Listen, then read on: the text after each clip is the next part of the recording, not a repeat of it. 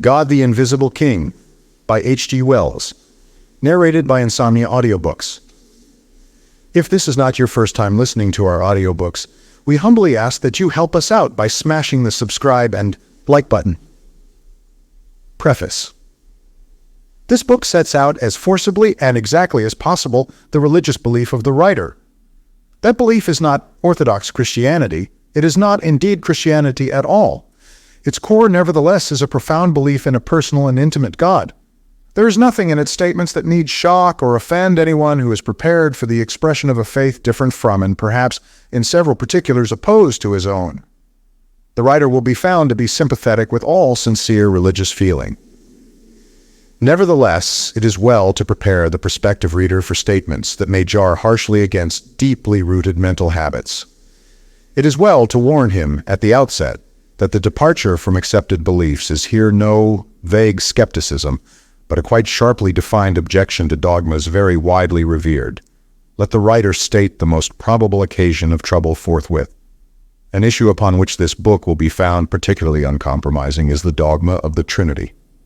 The writer is of opinion that the Council of Nicaea, which forcibly crystallized the controversies of 2 centuries and formulated the creed upon which all the existing Christian churches are based, was one of the most disastrous and one of the least venerable of all religious gatherings. And he holds that the Alexandrine speculations, which were then conclusively imposed upon Christianity, merit only disrespectful attention at the present time. There you have a chief possibility of offense. He is quite unable to pretend any awe for what he considers the spiritual monstrosities established by that undignified gathering. He makes no attempt to be obscure or propitiatory in this connection.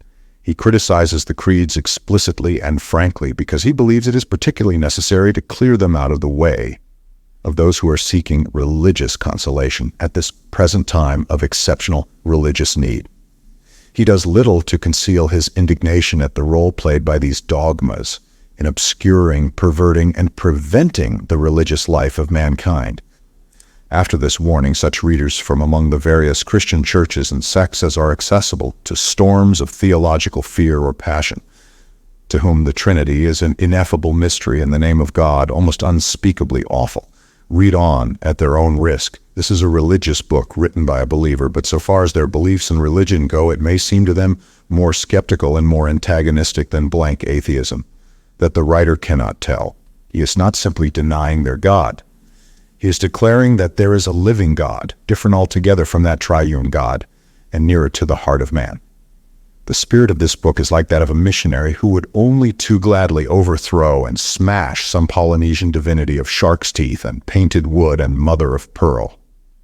To the writer, such elaborations as begotten of the Father before all worlds are no better than intellectual shark's teeth and oyster shells.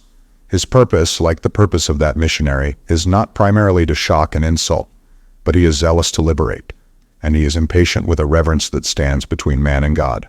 He gives this fair warning and proceeds with his matter. His matter is modern religion as he sees it.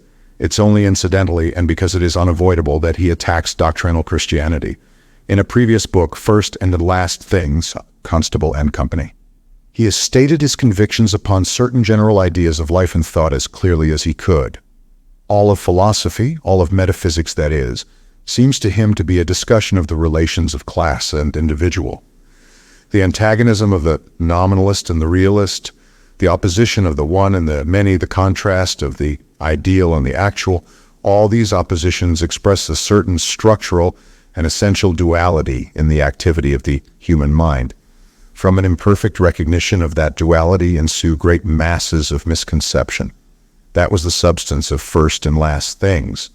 In this present book, there is no further attack on philosophical or metaphysical questions. Here we work at a less fundamental level and deal with religious feeling and religious ideas. But just as the writer was inclined to attribute a whole world of disputation and inexactitudes to confused thinking about the exact value of classes and terms, so here he is disposed to think that interminable controversies and conflicts arise out of a confusion of intention due to a double meaning of the word God. How?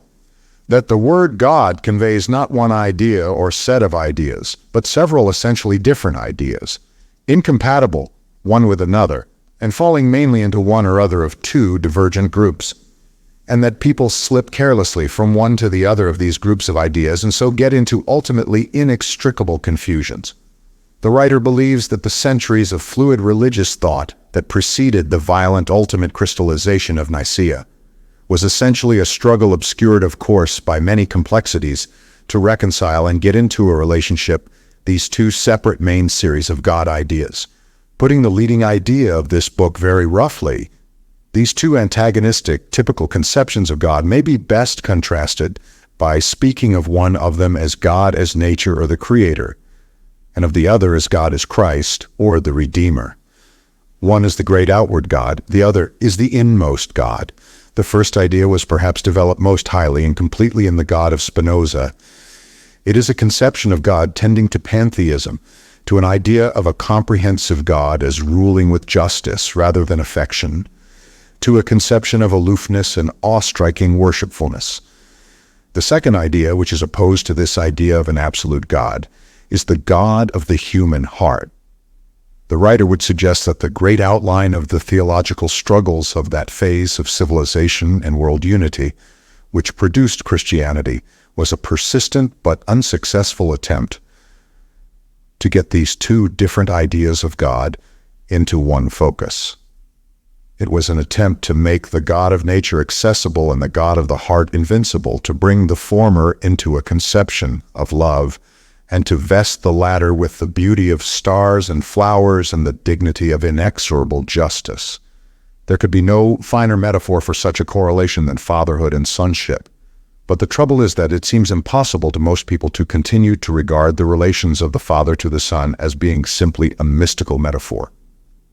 Presently, some materialistic bias swings them in a moment of intellectual carelessness back to the idea of sexual filiation, and it may further be suggested that the extreme aloofness and inhumanity which is logically necessary in the idea of a creator God, of an infinite God, was the reason, so to speak, for the invention of a Holy Spirit as something proceeding from him, as something bridging the great gulf, a comforter, a mediator descending into the sphere of the human understanding.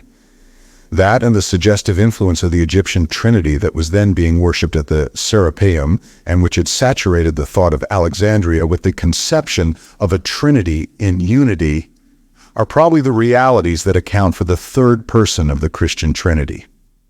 At any rate, the present writer believes that the discussions that shaped the Christian theology we know were dominated by such natural and fundamental thoughts.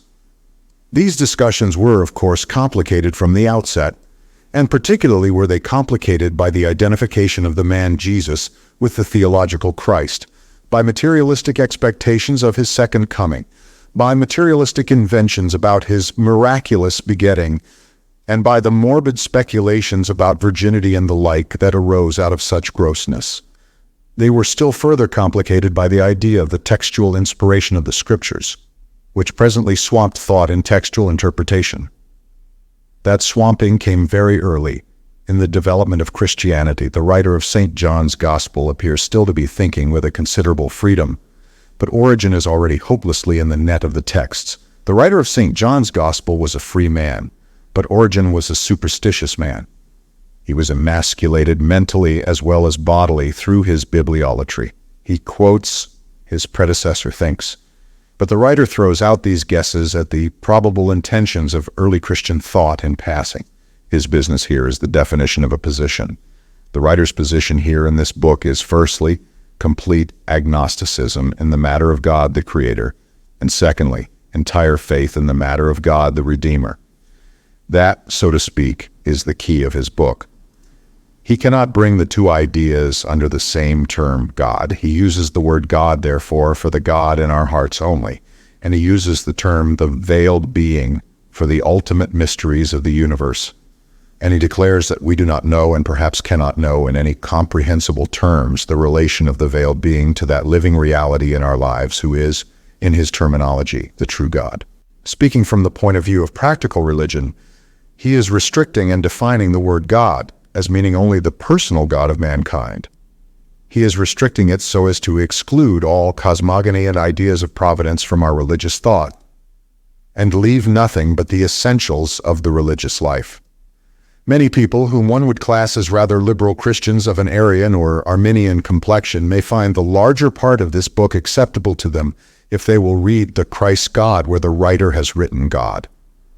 They will then differ from him upon little more than the question whether there is an essential identity in aim and quality between the Christ God and the veiled being who answer to their Creator God. This the Orthodox post-Nicene Christians assert, and many pre-Niceans and many heretics, as the Cathars, contradicted, with its exact contrary. The Cathars, Paulicians, Albigenses, and so on held with the Manichaeans that the God of nature, God the Father, was evil. The Christ God was his antagonist. This was the idea of the poet Shelley, and passing beyond Christian theology altogether, a clue can still be found to many problems in comparative theology in this distinction between the being of nature, cf. Kant's starry vault above, and the God of the heart, Kant's moral law within. The idea of an antagonism seems to have been cardinal in the thought of the Essenes and the Orphic cult, and in the Persian dualism. So too, Buddhism seems to be antagonistic. On the other hand, the Muslim teaching and modern Judaism seem absolutely to combine and identify the two. God the Creator is altogether and without distinction, also God the King of mankind. Christianity stands somewhere between such complete identification and complete antagonism. It admits a difference in attitude between Father and Son and its distinction between the old dispensation of the Old Testament and the New.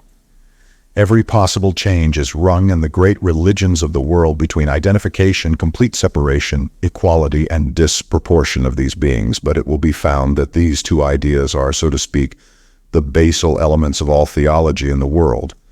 The writer is chary of assertion or denial in these matters. He believes that they are speculations not at all necessary to salvation. He believes that men may differ profoundly in their opinions upon these points and still be in perfect agreement upon the essentials of religion. The reality of religion, he believes, deals wholly and exclusively with the God of the heart. He declares as his own opinion, and as the opinion which seems most expressive of modern thought, that there is no reason to suppose the veiled being either benevolent or malignant towards men. But if the reader believes that God is almighty and in every way infinite, the practical outcome is not very different. For the purposes of human relationship, it is impossible to deny that God presents himself as finite, as struggling, and taking a part against evil. The writer believes that these dogmas of relationship are not merely extraneous to religion, but an impediment to religion. His aim in this book is to give a statement of religion which is no longer entangled in such speculations and disputes. Let him add only one other note of explanation in this preface, and that is to remark that except for one incidental passage in chapter 4:1, nowhere does he discuss the question of personal immortality. It is discussed in First and Last Things, Book 4:4. He omits this question because he does not consider that it has any more bearing upon the essentials of religion than have the theories we may hold about the relation of God and the moral law to the starry universe. The latter is a question for the theologian, the former for the psychologist.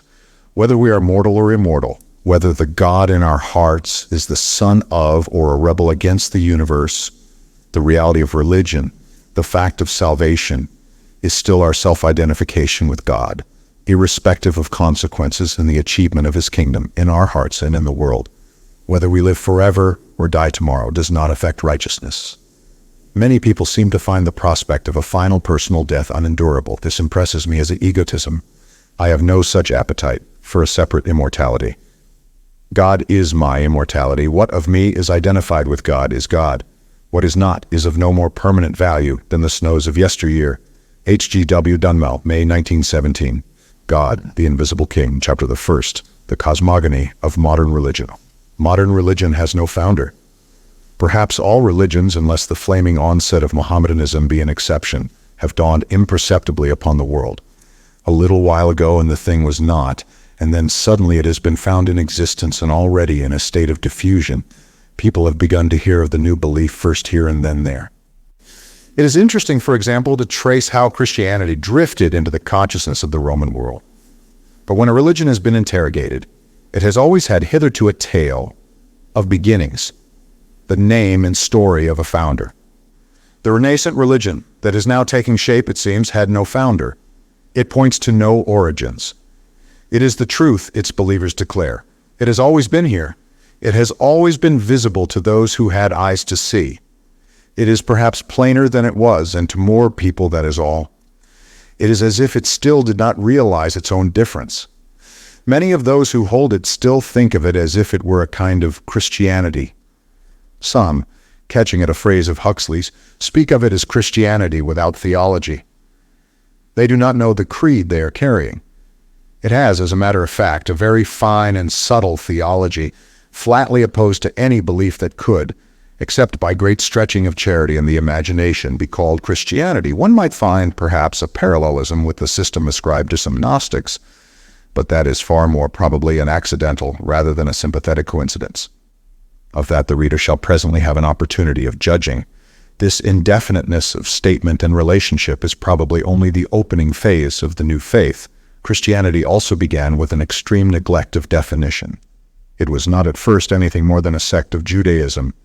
It was only after 3 centuries, amidst the uproar and emotions of the Council of Nicaea, when the more enthusiastic Trinitarians stuffed their fingers in their ears in affected horror at the arguments of old Arius that the cardinal mystery of the Trinity was established as the essential fact of Christianity. Throughout those 3 centuries, the centuries of its greatest achievements and noblest martyrdoms, Christianity had not defined its God. And even today, it has to be noted that a large majority of those who possess and repeat the Christian creeds have come into the practice so insensibly from unthinking childhood that only in the slightest way do they realize the nature of the statements to which they subscribe. They will speak and think of both Christ and God in ways flatly incompatible with the doctrine of the triune deity, upon which, theoretically, the entire fabric of all the churches rests. They will show themselves as frankly Arians, as though that damnable heresy had not been washed out of the world forever, after centuries of persecution and torrents of blood. But whatever the present state of Christendom in these matters may be, there can be no doubt of the enormous pains taken in the past to give Christian beliefs the exactest, least ambiguous statement possible. Christianity knew itself clearly for what it was in its maturity, whatever the indecisions of its childhood or the confusions of its decay. The renascent religion that one finds now, a thing active and sufficient in many minds, has still scarcely come to self-consciousness. But it is so coming, and this present book is very largely an attempt to state the shape it is assuming and to compare it with the beliefs and imperatives and usages of the various Christian, pseudo-Christian, philosophical, and agnostic cults amidst which it has appeared. The writer's sympathies and convictions are entirely with this that he speaks of as renascent or modern religion. He's neither atheist, nor Buddhist, nor Mohammedan, nor Christian. He will make no pretense, therefore, to impartiality and detachment. He will do his best to be as fair as possible and as candid as possible. But the reader must reckon with this bias. He has found this faith growing up in himself. He has found it, or something very difficult to distinguish from it, growing independently in the minds of men and women he has met. They have been people of very various origins. English, Americans, Bengalis, Russians, French, people brought up in a Catholic atmosphere, positivists, Baptists, Sikhs, Mohammedans. Their diversity of source is as remarkable as their convergence of tendency. A miscellany of minds thinking upon parallel lines has come out to the same light. The new teaching is also traceable in many professedly Christian religious books, and it is to be heard from Christian pulpits. The phase of definition is manifestly at hand. 2. Modern religion has a finite God. Perhaps the most fundamental difference between this new faith and any recognized form of Christianity is that, knowingly or unknowingly, it worships a finite God. Directly, the believer is fairly confronted with the plain questions of the case, the vague identifications that are still carelessly made with one or all of the persons of the Trinity dissolve away. He will admit that his God is neither all-wise, nor all-powerful, nor omnipresent, that he is neither the maker of heaven nor earth, and that he has little to identify him with that hereditary God of the Jews who became the Father in the Christian system. On the other hand, he will assert that his God is a God of salvation, that he is a spirit, a person, a strongly marked and knowable personality, loving, inspiring, and lovable, who exists or strives to exist in every human soul. He will be much less certain in his denials that his God has a close resemblance to the Pauline, as distinguished from the Trinitarian, Christ. The modern religious man will almost certainly profess a kind of universalism. He will assert that whensoever men have called upon any God and have found fellowship and comfort and courage, and that sense of God within them, that inner light which is the quintessence of the religious experience, it was the true God that answered them, for the true God is a generous God, not a jealous God, the very antithesis of that bickering monopolist who will have none other gods but me. And when a human heart cries out to what name it matters, not for a larger spirit and a stronger help than the visible things of life can give, straightway the nameless helper is with it, and the God of man answers to the call. The true God has no scorn nor hate for those who have accepted the many-handed symbols of the Hindu or the lacquered idols of China. Where there is faith, where there is need, there is the true God ready to clasp the hands that stretch out seeking for him into the darkness behind the ivory and gold. The fact that God is finite is one upon which those who think clearly among the new believers are very insistent. He is above everything else a personality, and to be a personality is to have characteristics, to be limited by characteristics. He is a being, not us, but dealing with us and through us. He has an aim, and that means he has a past and future.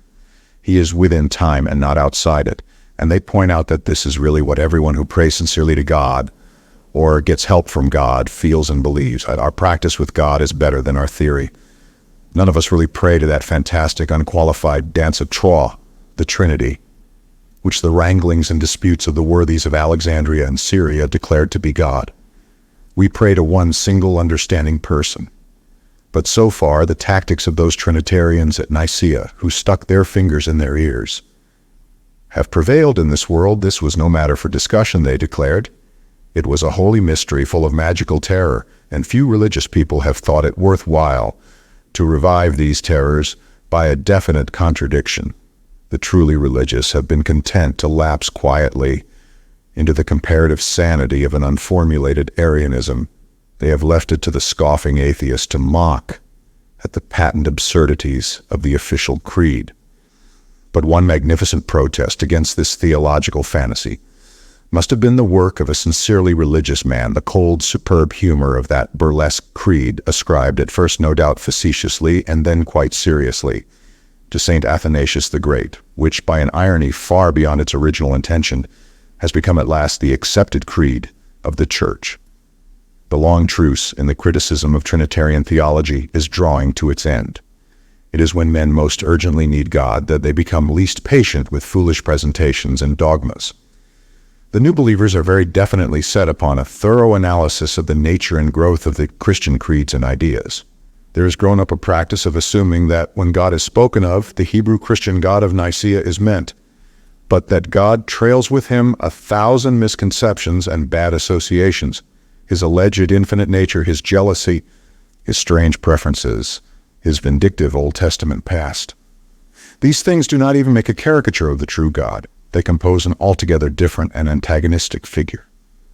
It is a very childish and unphilosophical set of impulses that has led the theologians of nearly every faith to claim infinite qualities for their deity. One has to remember the poorness of the mental and moral quality of the churchmen of the 3rd, 4th, and 5th centuries, who saddled Christendom with its characteristic dogmas, and the extreme poverty and confusion of the circle of ideas within which they thought. Many of these makers of Christianity, like St. Ambrose of Milan, who had even to be baptized after his election to his bishopric, had been pitchforked into the church from civil life. They lived in a time of pitiless factions and personal feuds. They had to conduct their disputations amidst the struggles of would-be emperors. Court eunuchs and favorites swayed their counsels, and popular rioting clinched their decisions. There was less freedom of discussion then in the Christian world than there is at present, 1916 in Belgium, and the whole audience of educated opinion by which a theory could be judged did not equal, either in numbers or accuracy of information, the present population of Constantinople. To these conditions we owe the claim that the Christian God is a magic God, very great medicine in battle, in hoc signo vinces, and the argument so natural to the minds of those days, and so absurd to ours, that since he had all power, all knowledge, and existed forever and ever, it was no use whatever to set up any other god against him.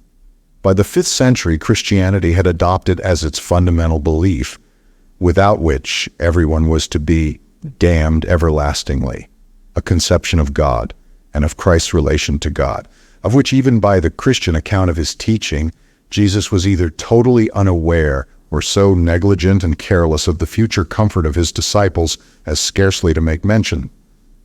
The doctrine of the Trinity, so far as the relationship of the third person goes, hangs almost entirely upon one ambiguous and disputed utterance in St. John's Gospel, the 15th, 26.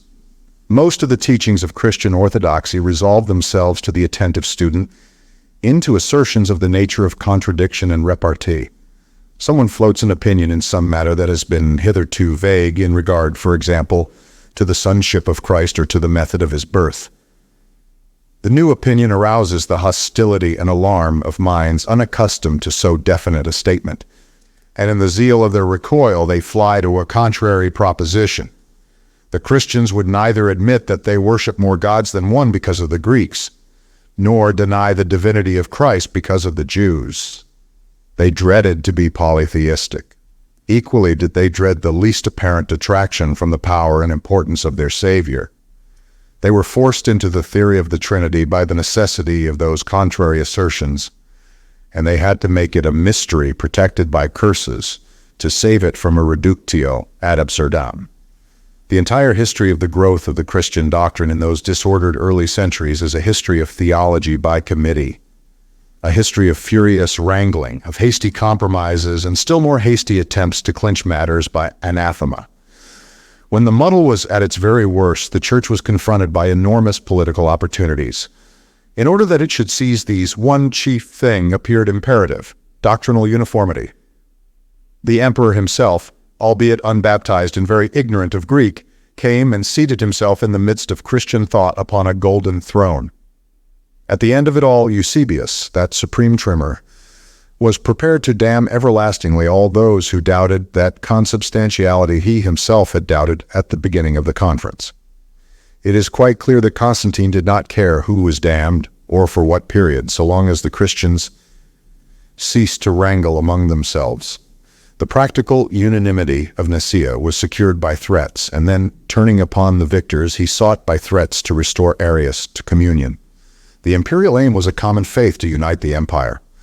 The crushing out of the Arians and of the Paulicians and such-like heretics, and more particularly the systematic destruction by the orthodox of all heretical writings, had about it none of that quality of honest conviction which comes to those who have a real knowledge of God. It was a bawling down of dissensions that, left to work themselves out, would have spoiled good business. It was the fist of Nicholas of Myra over again, except that after the days of Ambrose, the sword of the executioner and the fires of the book burner were added to the weapon of the human voice. Priscillian was the first human sacrifice formally offered up under these improved conditions to the greater glory of the reinforced Trinity. Thereafter, the blood of the heretics was the cement of Christian unity. It is with these things in mind that those who profess the new faith are becoming so markedly anxious to distinguish God from the Trinitarian's deity. At present, if anyone who has left the Christian communion declares himself a believer in God, priest and parson swell with self-complacency. There is no reason why they should do so. That many of us have gone from them and found God is no concern of theirs. It is not that we, who went out into the wilderness which we thought to be a desert, away from their creeds and dogmas, have turned back and are returning. It is that we have gone on still further and are beyond that desolation. Nevermore shall we return to those who gather under the cross. By faith we disbelieved and denied. By faith we said of that stuffed scarecrow of divinity, that incoherent accumulation of antique theological notions, the Nicene deity, this is certainly no God, and by faith we have found God. 3. The infinite being is not God. There has always been a demand upon the theological teacher that he should supply a cosmogony. It has always been an effective propagandist thing to say, our God made the whole universe. Don't you think that it would be wise to abandon your deity, who did not, as you admit, do anything of the sort? The attentive reader of the lives of the saints will find that this style of argument did in the past bring many tribes and nations into the Christian fold. It was second only to the claim of magic advantages, demonstrated by a free use of miracles. Only one great religious system, the Buddhist, seems to have resisted the temptation to secure for its divinity the honor and title of creator. Modern religion is like Buddhism in that respect. It offers no theory whatever about the origin of the universe. It does not reach behind the appearances of space and time. It sees only a featureless presumption in that, playing with superlatives, which has entertained so many minds from Plotinus to the Hegelians, with the delusion that such negative terms as the absolute or the unconditioned can assert anything at all. At the back of all known things there is an impenetrable curtain. The ultimate of existence is a veiled being which seems to know nothing of life or death or good or ill. Of that being, whether it is simple or complex or divine, we know nothing. To us it is no more than the limit of understanding, the unknown beyond. It may be of practically limitless intricacy and possibility. The new religion does not pretend that the God of its life is that being, or that he has any relation of control or association with that being. It does not even assert that God knows all or much more than we do about that ultimate being. For us, life is a matter of our personalities in space and time. Human analysis, probing with philosophy and science towards the veiled being, reveals nothing of God, reveals space and time only as necessary forms of consciousness, glimpses a dance of atoms, of whirls in the ether. Someday in the endless future there may be a knowledge and understanding of relationship, a power and courage that will pierce into those black wrappings. To that it may be our God, the captain of mankind, will take us. That now is a mere speculation. The veil of the unknown is set with the stars. Its outer texture is ether and atom and crystal. The veiled being, enigmatical and incomprehensible, broods over the mirror upon which the busy shapes of life are moving. It is as if it waited in a great stillness. Our lives do not deal with it and cannot deal with it. It may be that they may never be able to deal with it. For the life force is not God, so it is that comprehensive setting of the universe presents itself to the modern mind. It is altogether outside good and evil and love and hate. It is outside God, who is love and goodness, and coming out of this veiled being, proceeding out of it in a manner altogether inconceivable, is another lesser being, an impulse thrusting through matter and clothing itself in continually changing material forms, the maker of our world, life, the will to be. It comes out of that inscrutable being as a wave comes rolling to us from beyond the horizon. It is as it were a great wave rushing through matter and possessed by a spirit. It is a breeding, fighting thing. It pants through the jungle track as the tiger and lifts itself towards heaven as the tree. It is the rabbit bolting for its life and the dove calling to her mate. It crawls, it flies, it dives, it lusts and devours, it pursues and eats itself in order to live still more eagerly and hastily. It is every living thing of it are our passions and desires and fears. And it is aware of itself not as a whole, but dispersedly, as individual self-consciousness, starting out dispersedly from every one of the sentient creatures it has called into being. They look out for their little moments, red-eyed and fierce, full of greed, full of the passions of acquisition and assimilation and reproduction, submitting only to brief fellowships of defense or aggression. They are beings of strain and conflict and competition. They are living substance still mingled painfully with the dust. The forms in which this being clothes itself bear thorns and fangs and claws, are soaked with poison and bright with threats or allurements, prey slyly or openly on one another, hold their own for a little while, breed savagely and resentfully, and pass. This second being men have called the life force, the will to live, the struggle for existence. They have figured it too as Mother Nature. We may speculate whether it is not what the wiser among the Gnostics meant by the demiurge, but since the Christians destroyed all the Gnostic books that must remain a mere curious guess, we may speculate whether this heat and haste and wrath of life about us is the dark god of the Manichees, the evil spirit of the sun worshippers.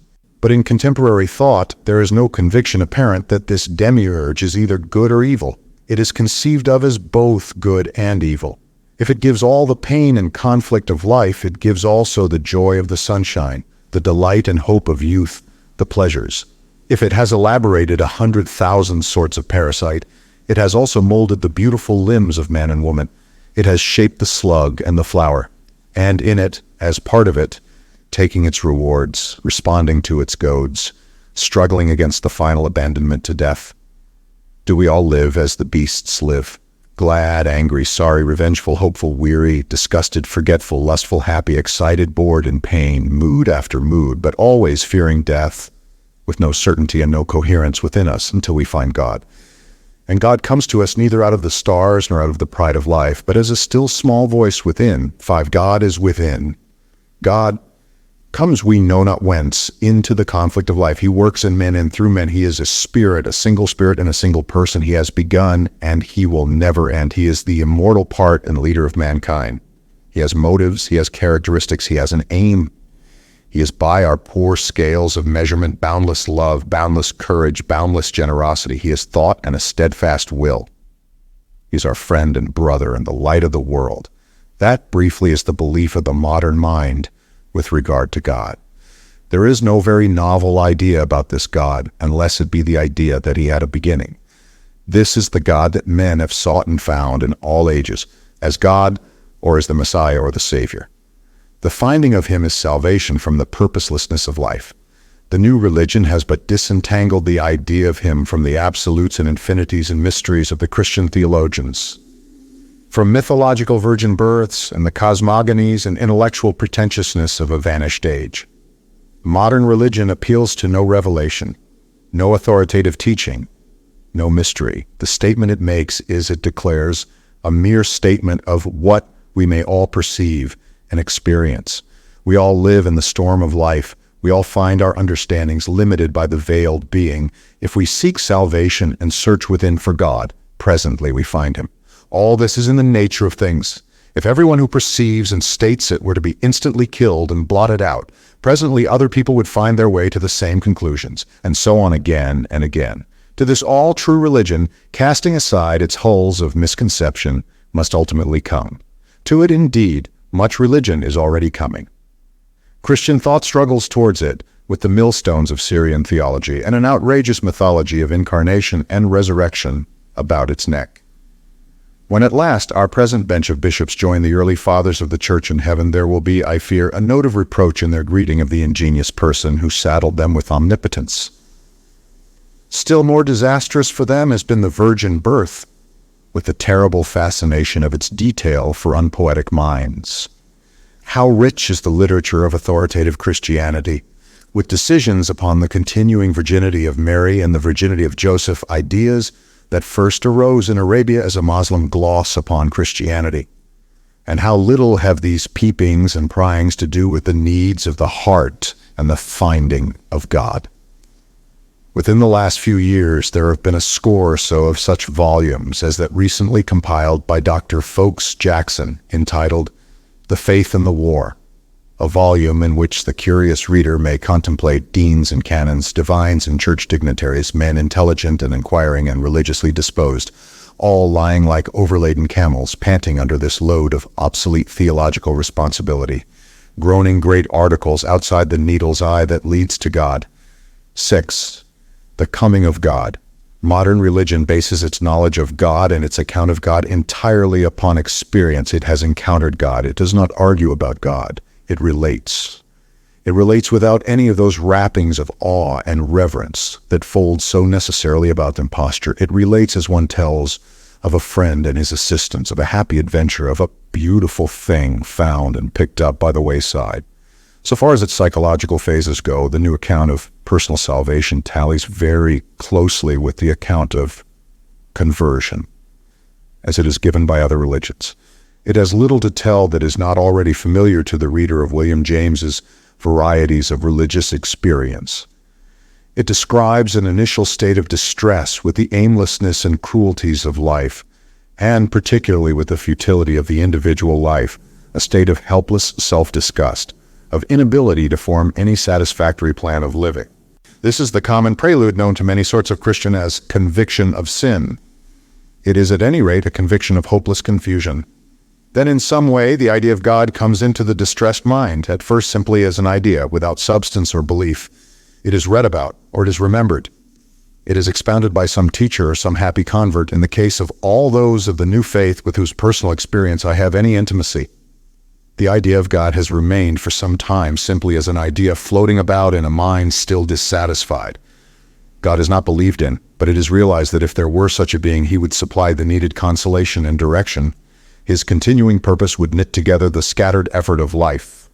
His immortality would take the sting from death. Under this realization, the idea is pursued and elaborated. For a time, there is a curious resistance to the suggestion that God is truly a person. He is spoken of preferably by such phrases as the purpose in things, as the racial consciousness, as the collective mind. I believe that this resistance in so many contemporary minds to the idea of God as a person is due very largely to the enormous prejudice against divine personality created by the absurdities of the Christian teaching and the habitual monopoly of the Christian idea. The picture of Christ as the Good Shepherd thrusts itself before minds unaccustomed to the idea that they are lambs. The cross in the twilight bars the way. It is a novelty and an enormous relief to such people to realize that one may think of God without being committed to think of either the Father, the Son, or the Holy Ghost, or of all of them at once. That freedom had not seemed possible to them. They had been hypnotized and obsessed by the idea that the Christian God is the only thinkable God. They had heard so much about that God and so little of any other. With that release, their minds become, as it were, nascent and ready for the coming of God. Then suddenly, in a little while in his own time, God comes. This cardinal experience is an undoubting, immediate sense of God. It is the attainment of an absolute certainty that one is not alone in oneself. It is as if one was touched at every point by a being akin to oneself, sympathetic, beyond measure wiser, steadfast, and pure in aim. It is completer and more intimate, but it is like standing side by side with and touching someone that we love very dearly and trust completely.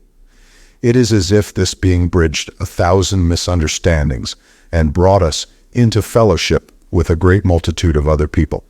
Closer he is than breathing, and nearer than hands and feet. The moment may come while we are alone in the darkness under the stars, or while we walk by ourselves or in a crowd, or while we sit and muse. It may come upon the sinking ship, or in the tumult of the battle. There is no saying when it may not come to us, but after it has come, our lives are changed. God is with us, and there is no more doubt of God.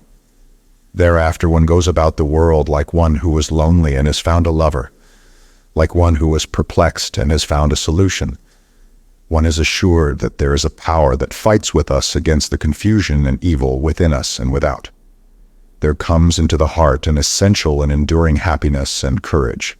There is but one God, there is but one true religious experience, but under a multitude of names, under veils and darknesses, God has in this manner come into countless lives.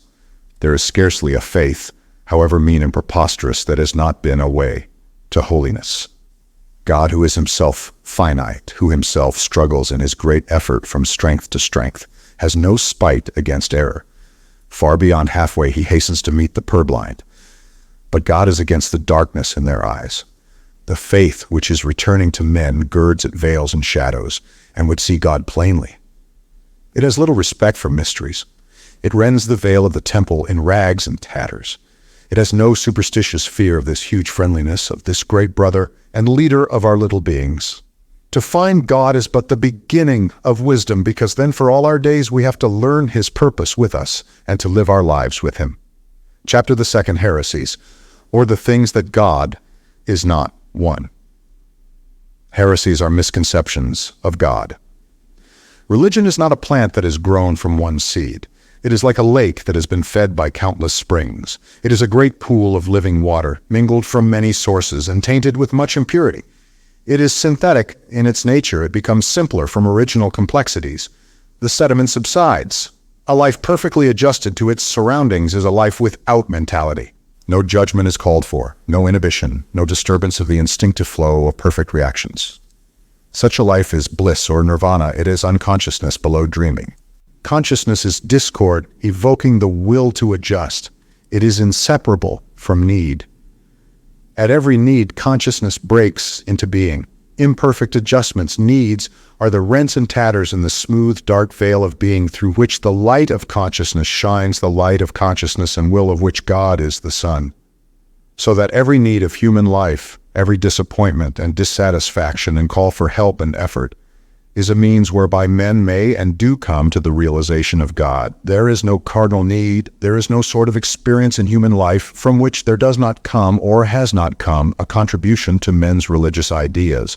At every challenge, men have to put forth effort, feel doubt of adequacy, be thwarted, perceive the chill shadow of their mortality. At every challenge comes the possibility of help from without, the idea of eluding frustration, the aspiration towards immortality. It is possible to classify the appeals men make for God under the headings of their chief system of effort, their efforts to understand their fear and their struggles for safety and happiness, the craving of their restlessness for peace, their angers against disorder and their desire for the avenger, their sexual passions and perplexities. Each of these great systems of needs and efforts brings its own sort of sediment into religion. Each, that is to say, has its own kind of heresy, its distinctive misapprehension of God. It is only in the synthesis and mutual correction of many divergent ideas that the idea of God grows clear. The effort to understand completely, for example, leads to the endless heresies of theory. Men trip over the inherent infirmities of the human mind. But in these days, one does not argue greatly about dogma. Almost every conceivable error about unity, about personality, about time and quantity and genus and species, about begetting and beginning and limitation and similarity, and every kink in the difficult mind of man has been thrust forward in some form of dogma. Beside the errors of thought are the errors of emotion. Fear and feebleness go straight to the heresies that God is magic or that God is providence. Restless egotism at leisure and unchallenged by urgent elementary realities breeds the heresies of mysticism. Anger and hate call for God's judgments, and the stormy emotions of sex gave mankind the phallic god. Those who find themselves possessed by the new spirit in religion realize very speedily the necessity of clearing the mind of all these exaggerations, transferences, and overflows of feeling. The search for divine truth is like gold washing. Nothing is of any value until most has been swept away. 2. Heresies of speculation. One sort of heresy stands apart from the rest. It is infinitely the most various sort.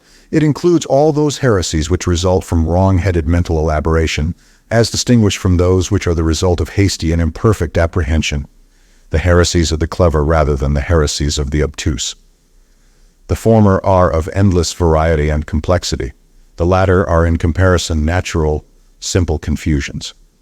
The former are the errors of the study, the latter the superstitions that spring by the wayside, or are brought down to us in our social structure out of a barbaric past. To the heresies of thought and speculation belong the elaborate doctrine of the Trinity, dogmas about God's absolute qualities, such odd deductions as the accepted Christian teachings about the virginity of Mary and Joseph, and the like.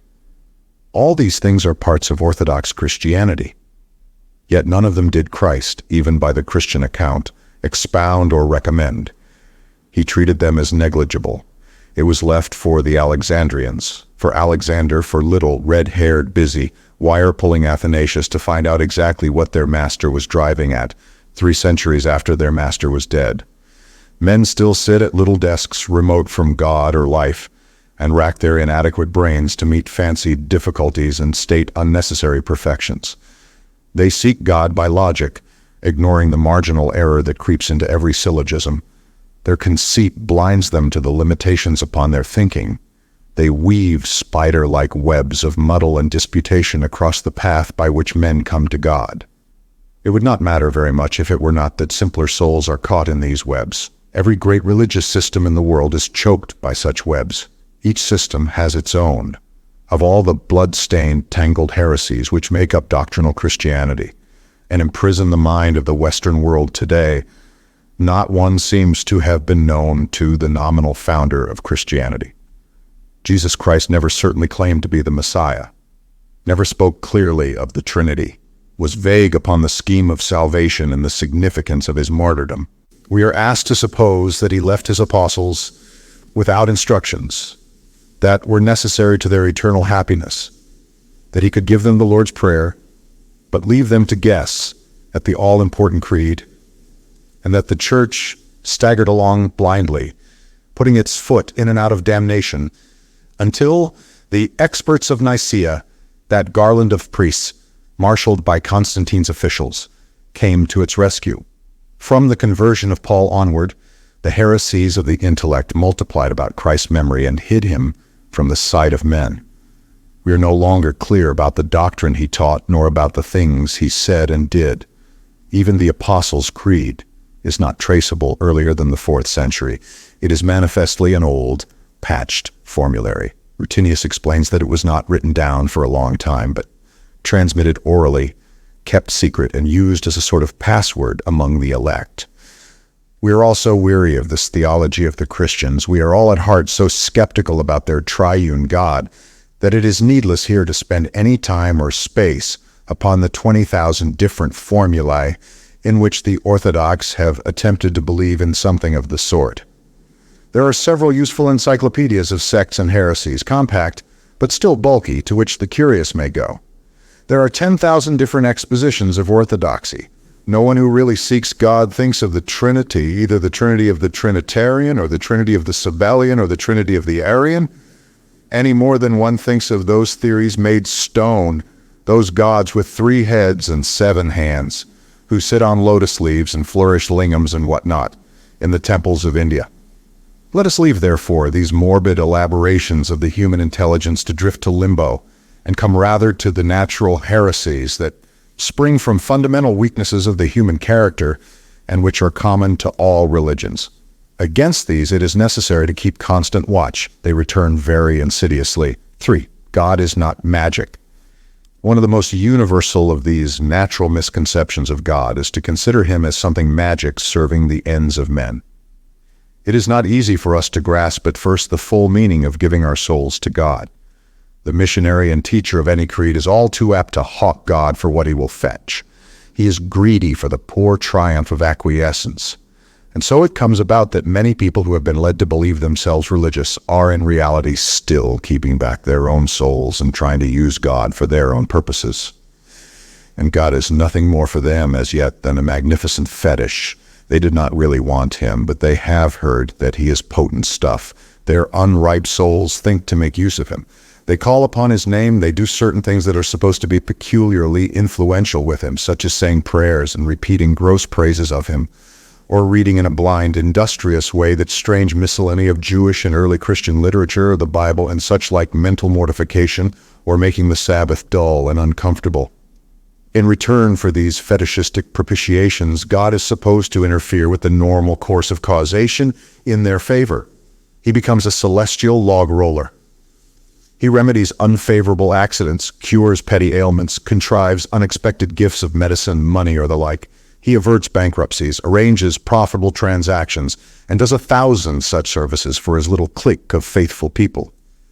The pious are represented as being constantly delighted by these little surprises, these bouquets and chocolate boxes from the divinity. Or contrawise, he contrives spiteful turns for those who fail in their religious attentions. He murders Sabbath-breaking children, or disorganizes the careful business schemes of the ungodly. He is represented as going Sabbath-breakering on Sunday morning as a Staffordshire worker goes ratting. Ordinary, everyday Christianity is saturated with this fetishistic conception of God. It may be disowned in the Hibbert Journal, but it is unblushingly advocated in the Parish Magazine. It is an idea taken over by Christianity with the rest of the qualities of the Hebrew God. It is natural enough in minds so self-centered that their recognition of weakness and need brings with it no real self-surrender, but it is entirely inconsistent with the modern conception of the true God. There has dropped upon the table as I write a modest periodical called the Northern British Israel Review, illustrated with portraits of various clergymen of the Church of England, and of ladies and gentlemen who belong to the little school of thought which this magazine represents. It is, I should judge, a subsect entirely within the established Church of England, that is to say, within the Anglican Communion of the Trinitarian Christians. It contains, among other papers, a very entertaining summary by a gentleman entitled "I Cite the Unusual Title Page of the periodical Landseer Mackenzie East Q of the views of Isaiah, Ezekiel, and Obadiah upon the Kaiser William." They are distinctly hostile views. Mr. Landseer Mackenzie discourses not only upon these anticipatory condemnations, but also upon the relations of the weather to this war. He is convinced quite simply and honestly that God has been persistently rigging the weather against the Germans. He points out that the absence of mist on the North Sea was of great help to the British in the autumn of 1914, and declares that it was the wet state of the country that really held up the Germans in Flanders in the winter of 1914-15. He ignores the part played by the weather in delaying the relief of Kut el Amara, and he has not thought of the difficult question why the deity, having once decided upon intervention, did not, instead of this comparatively trivial meteorological assistance, adopt the more effective course of, for example, exploding or spoiling the German stores of ammunition by some simple atomic miracle, or misdirecting their gunfire by a sudden local modification of the laws of refraction or gravitation. Since these views of God come from Anglican vicarages, I can only conclude that this kind of belief is quite orthodox and permissible in the established church, and that I am charging Orthodox Christianity here with nothing that has ever been officially repudiated. I find indeed the essential assumptions of Mr. Landseer Mackenzie repeated in endless official Christian utterances on the part of German and British and Russian divines. The Bishop of Chelmsford, for example, has recently ascribed our difficulties in the war to our impatience with long sermons, among other similar causes. Such Christians are manifestly convinced that God can be invoked by ritual, for example, by special days of national prayer or an increased observance of Sunday, or made malignant by neglect or levity. It is almost fundamental in their idea of him. The ordinary Mohammedan seems as confident of this magic pettiness of God, and the belief of China in the magic propitiations and resentments of heaven is at least equally strong. But the true God, as those of the new religion know him, is no such God of luck and intervention. He is not to serve men's ends or the ends of nations or associations of men. He is careless of our ceremonies and invocations. He does not lose his temper with our follies and weaknesses. It is for us to serve him. He captains us. He does not coddle us. He has his own ends for which he needs us. For God is not providence.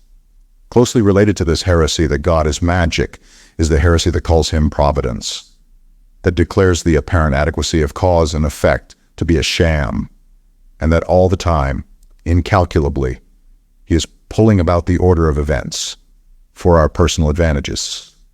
The idea of providence was very gaily travested by Daudet in Tartarin in the Alps. You will remember how Tartarin's friend assured him that all Switzerland was one great trust, intent upon attracting tourists, and far too wise and kind to permit them to venture into real danger, that all the precipices were netted invisibly, and all the loose rocks guarded against falling, that avalanches were prearranged spectacles, and the crevasses at their worst slippery ways down into kindly catchment bags. If the mountaineer tried to get into real danger, he was turned back by specious excuses. Inspired by this persuasion, Tartarin behaved with incredible daring. That is exactly the providence theory of the whole world. There can be no doubt that it does enable many a timid soul to get through life with a certain recklessness. And provided there is no slip into a crevasse, the providence theory works well. It would work altogether well if there were no crevasses. Tartarin was reckless because of his faith in providence and escaped. But what would have happened to him if he had fallen into a crevasse? There exists a very touching and remarkable book by Sir Francis Younghusband called Within. Williams and Norgate, 1912. It is the confession of a man who lived with a complete confidence in providence until he was already well advanced in years. He went through battles and campaigns. He filled positions of great honor and responsibility. He saw much of the life of men without altogether losing his faith. The loss of a child, an Indian famine, could shake it but not overthrow it. Then coming back one day from some races in France, he was knocked down by an automobile and hurt very cruelly. He suffered terribly in body and mind. His sufferings caused much suffering to others. He did his utmost to see the hand of a loving providence in his and their disaster and the torment it inflicted. And being a man of sterling honesty and a fine essential simplicity of mind, he confessed at last that he could not do so. His confidence in the benevolent intervention of God was altogether destroyed. His book tells of this shattering and how laboriously he reconstructed his religion upon less confident lines. It is a book typical of an age and of a very English sort of mind, a book well worth reading. That he came to a full sense of the true God cannot be asserted, but how near he came to God, let one quotation witness. The existence of an outside providence, he writes, who created us, who watches over us, and who guides our lives like a merciful Father, we have found impossible longer to believe in, but of the existence of a Holy Spirit radiating upward through all animate beings and finding its fullest expression in man and love and in the flowers and beauty, we can be as certain as of anything in the world. This fiery spiritual impulsion at the center and the source of things ever burning in us is the supremely important factor in our existence. It does not always attain to light. In many directions it fails. The conditions are too hard, and it is utterly blocked. In others, it only partially succeeds. But in a few, it bursts forth into radiant light. There are few who, in some heavenly moment of their lives, have not been conscious of its presence. We may not be able to give it outward expression, but we know that it is there. God does not guide our feet. He is no sedulous governess restraining and correcting the wayward steps of men. If you would fly into the air, there is no God to bank your airplane correctly for you or keep an ill-tended engine going. If you would cross a glacier, no God nor angel guides your steps amidst the slippery places. He will not even mind your innocent children for you if you leave them before an unguarded fire. Cherish no delusions. For yourself and others, you challenge danger and chance on your own strength. No talisman, no God can help you or those you care for. Nothing of such things will God do. It is an idle dream. But God will be with you nevertheless. In the reeling aeroplane or the dark ice cave, God will be your courage. Though you suffer or are killed, it is not an end. He will be with you as you face death. He will die with you, as he has died already countless myriads of brave deaths. He will come so close to you that at the last you will not know whether it is you or he who dies, and the present death will be swallowed up in his victory. 5. The heresy of quietism. God comes to us within and takes us for his own. He releases us from ourselves. He incorporates us with his own undying experience and adventure. He receives us and gives himself. He is a stimulant. He makes us live immortally and more abundantly. I have compared him to the sensation of a dear, strong friend who comes and stands quietly beside one, shoulder to shoulder. The finding of God is the beginning of service. It is not an escape from life and action. It is the release of life and action from the prison of the mortal self. Not to realize that is the heresy of quietism of many mystics. Commonly, such people are people of some wealth, able to command services for all their everyday needs. They make religion a method of indolence.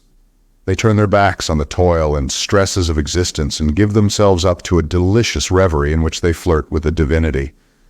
They will recount their privileges and ecstasies and how ingeniously and wonderfully God has tried and proved them. But indeed, the true God was not the lover of Madame Guyon. The true God is not a spiritual troubadour wooing the hearts of men and women to no purpose. The true God goes through the world like fifes and drums and flags, calling for recruits along the street. We must go out to him. We must accept his discipline and fight his battle. The peace of God comes not by thinking about it, but by forgetting oneself in him. 6. God does not punish man as a social animal, and there is in him a great faculty for moral indignation. Many of the early gods were mainly gods of fear. They were more often wrath than not. Such was the temperament of the Semitic deity who, as the Hebrew Jehovah, proliferated, perhaps under the influence of the Alexandrian Serapeum, into the Christian Trinity, and who became also the Muslim God. The natural hatred of unregenerate men against everything that is unlike themselves, against strange people and cheerful people, against unfamiliar usages and things they do not understand, embodied itself in this conception of a malignant and partisan deity, perpetually upset by the little things people did, and contriving murder and vengeance. Now this God would be drowning everybody in the world. Now he would be burning Sodom and Gomorrah. Now he would be inciting his congenial Israelites to the most terrific pogroms. This divine frightfulness is, of course, the natural human dislike and distrust for queer practices or for too sunny a carelessness, a dislike reinforced by the latent fierceness of the ape in us, liberating the latent fierceness of the ape in us, giving it an excuse and pressing permission upon it, handing the thing hated and feared over to its secular arm. It is not so generally understood as it should be among English and American readers that a very large proportion of early Christians before the creeds established and regularized the doctrine of the Trinity denied absolutely that Jehovah was God. They regarded Christ as a rebel against Jehovah and a rescuer of humanity from him, just as Prometheus was a rebel against Jove. These beliefs survived for 1,000 years throughout Christendom, that they were held by a great multitude of persecuted sects from the Albigenses and Cathars to the Eastern Paulicians. The Catholic Church found it necessary to prohibit the circulation of the Old Testament among laymen, very largely on account of the polemics of the Cathars against the Hebrew God. But in this book, be it noted, the word Christian, when it is not otherwise defined, is used to indicate only the Trinitarians who accept the official creeds.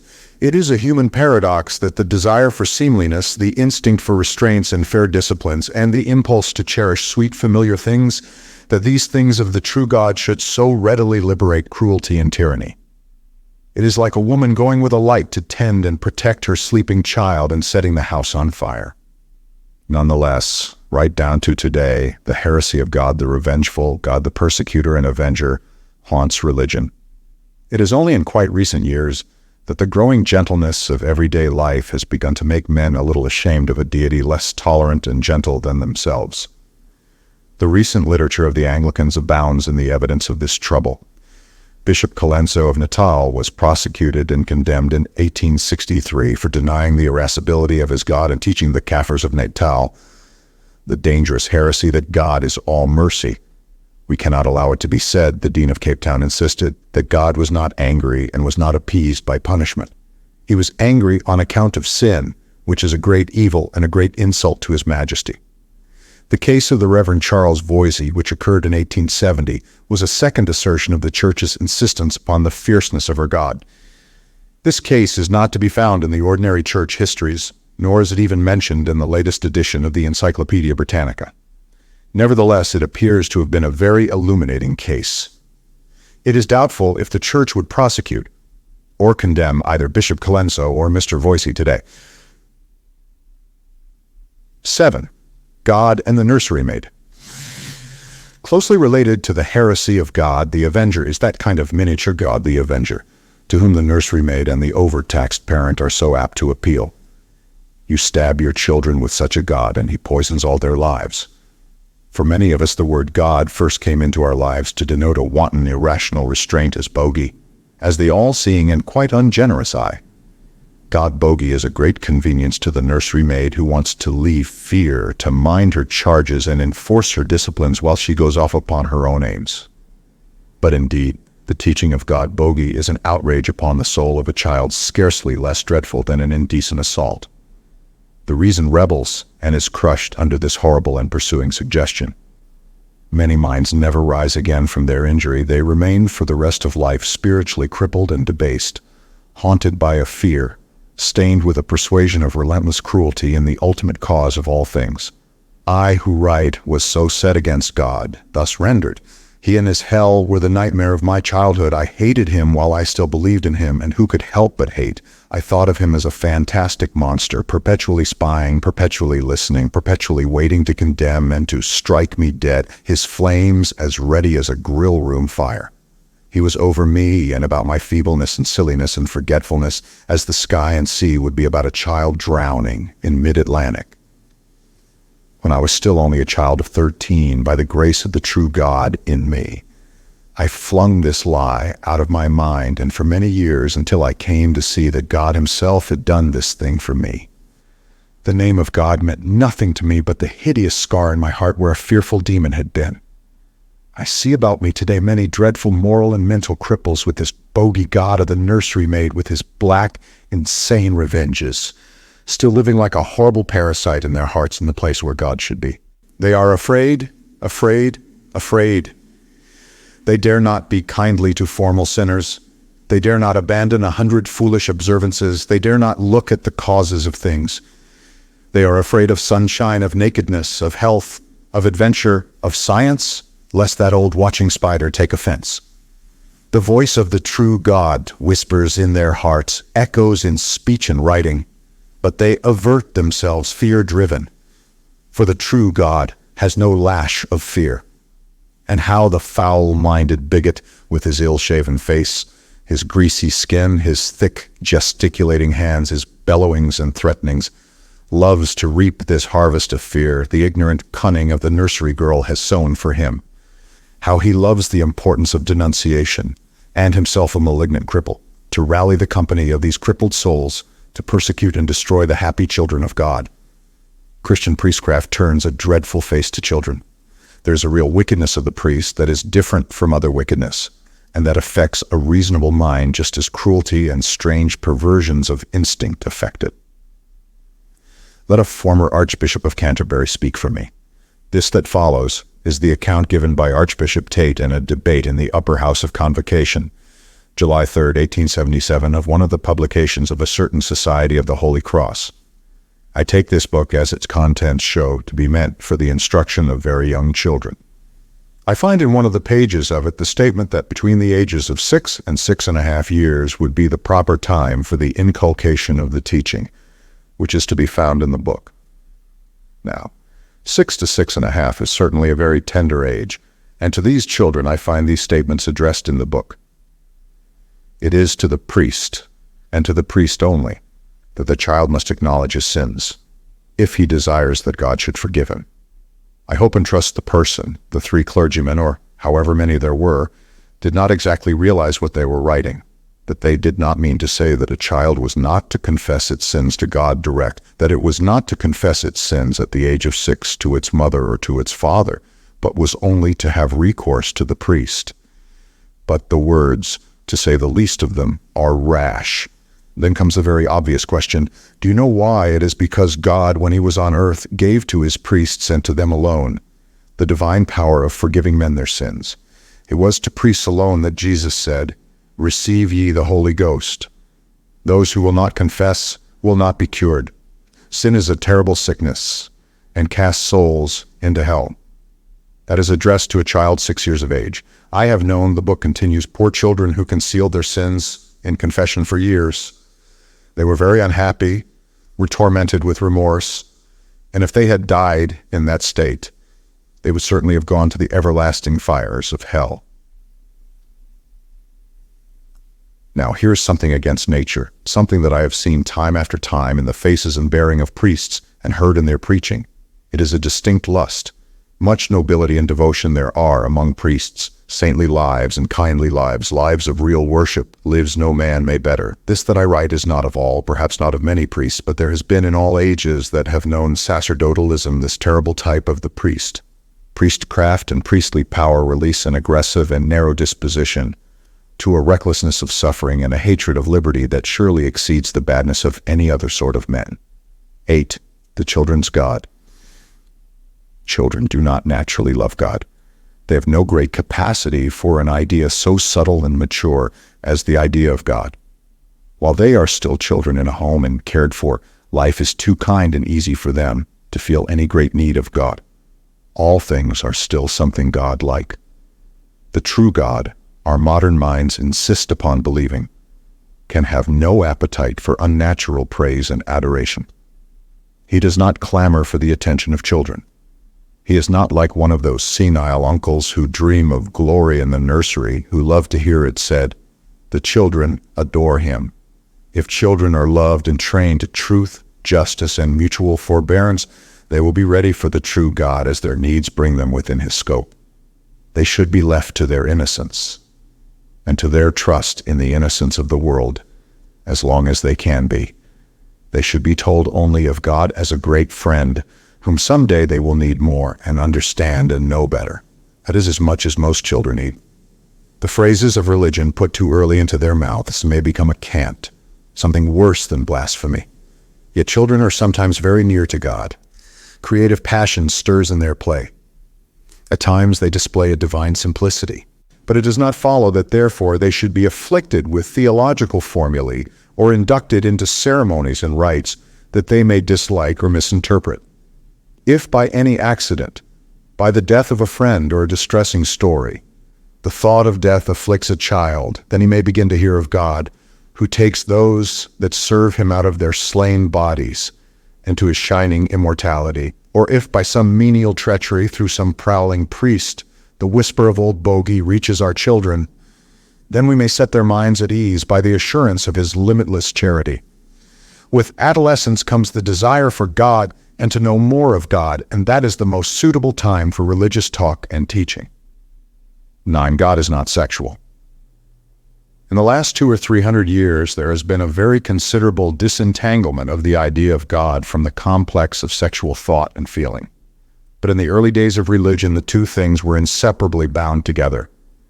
The fury of the Hebrew prophets, for example, is continually proclaiming the extraordinary wrath of the God at this or that little dirtiness or irregularity or breach of the sexual taboos. The ceremony of circumcision is clearly indicative of the original nature of the Semitic deity who developed into the Trinitarian God. So far as Christianity dropped this rite, so far Christianity disavowed the old associations.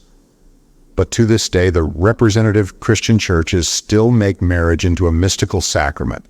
And with some exceptions, the Roman communion exacts the sacrifice of celibacy from its priesthood, regardless of the mischievousness and maliciousness that so often ensue. Nearly every Christian church inflicts as much discredit and injustice as it can contrive upon the illegitimate child. They do not treat illegitimate children as unfortunate children, but as children with a mystical and an incurable taint of sin. Kindly, easygoing Christians may resent this statement because it does not tally with their own attitudes, but let them consult their orthodox authorities. One must distinguish clearly here between what is held to be sacred or sinful in itself and what is held to be one's duty or a nation's duty, because it is in itself the wisest, cleanest, clearest, best thing to do. By the latter tests and reasonable arguments, most or all of our institutions regulating the relations of the sexes may be justifiable. But my case is not whether they can be justified by these tests, but that it is not by these tests that they are judged even today by the professors of the chief religions of the world. It is the temper and not the conclusions of the religious bodies that I would criticize. These sexual questions are guarded by a holy irascibility, and the most violent efforts are made with a sense of complete righteousness to prohibit their discussion. That fury about sexual things is only to be explained on the hypothesis that the Christian God remains a sex god in the minds of great numbers of his exponents. His disentanglement from that plexus is incomplete. Sexual things are still to the orthodox Christian sacred things. Now, the God whom those of the new faith are finding is only immediately concerned with the relations of men and women. He is no more sexual essentially than he is essentially dietetic or hygienic. The God of Leviticus was all these things. He is represented as prescribing the most petty and intimate of observances, many of which are now habitually disregarded by the Christians who profess him.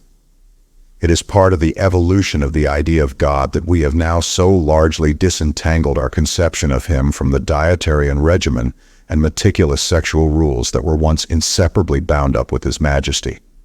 Christ himself was one of the chief forces in this disentanglement.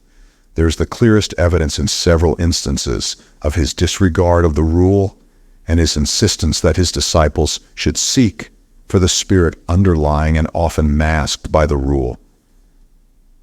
His church, being made of baser matter, has followed him as reluctantly as possible and no further than it was obliged. But it has followed him far enough to admit his principle that in all these matters there is no need for superstitious fear, that the interpretation of the divine purpose is left to the unembarrassed intelligence of men.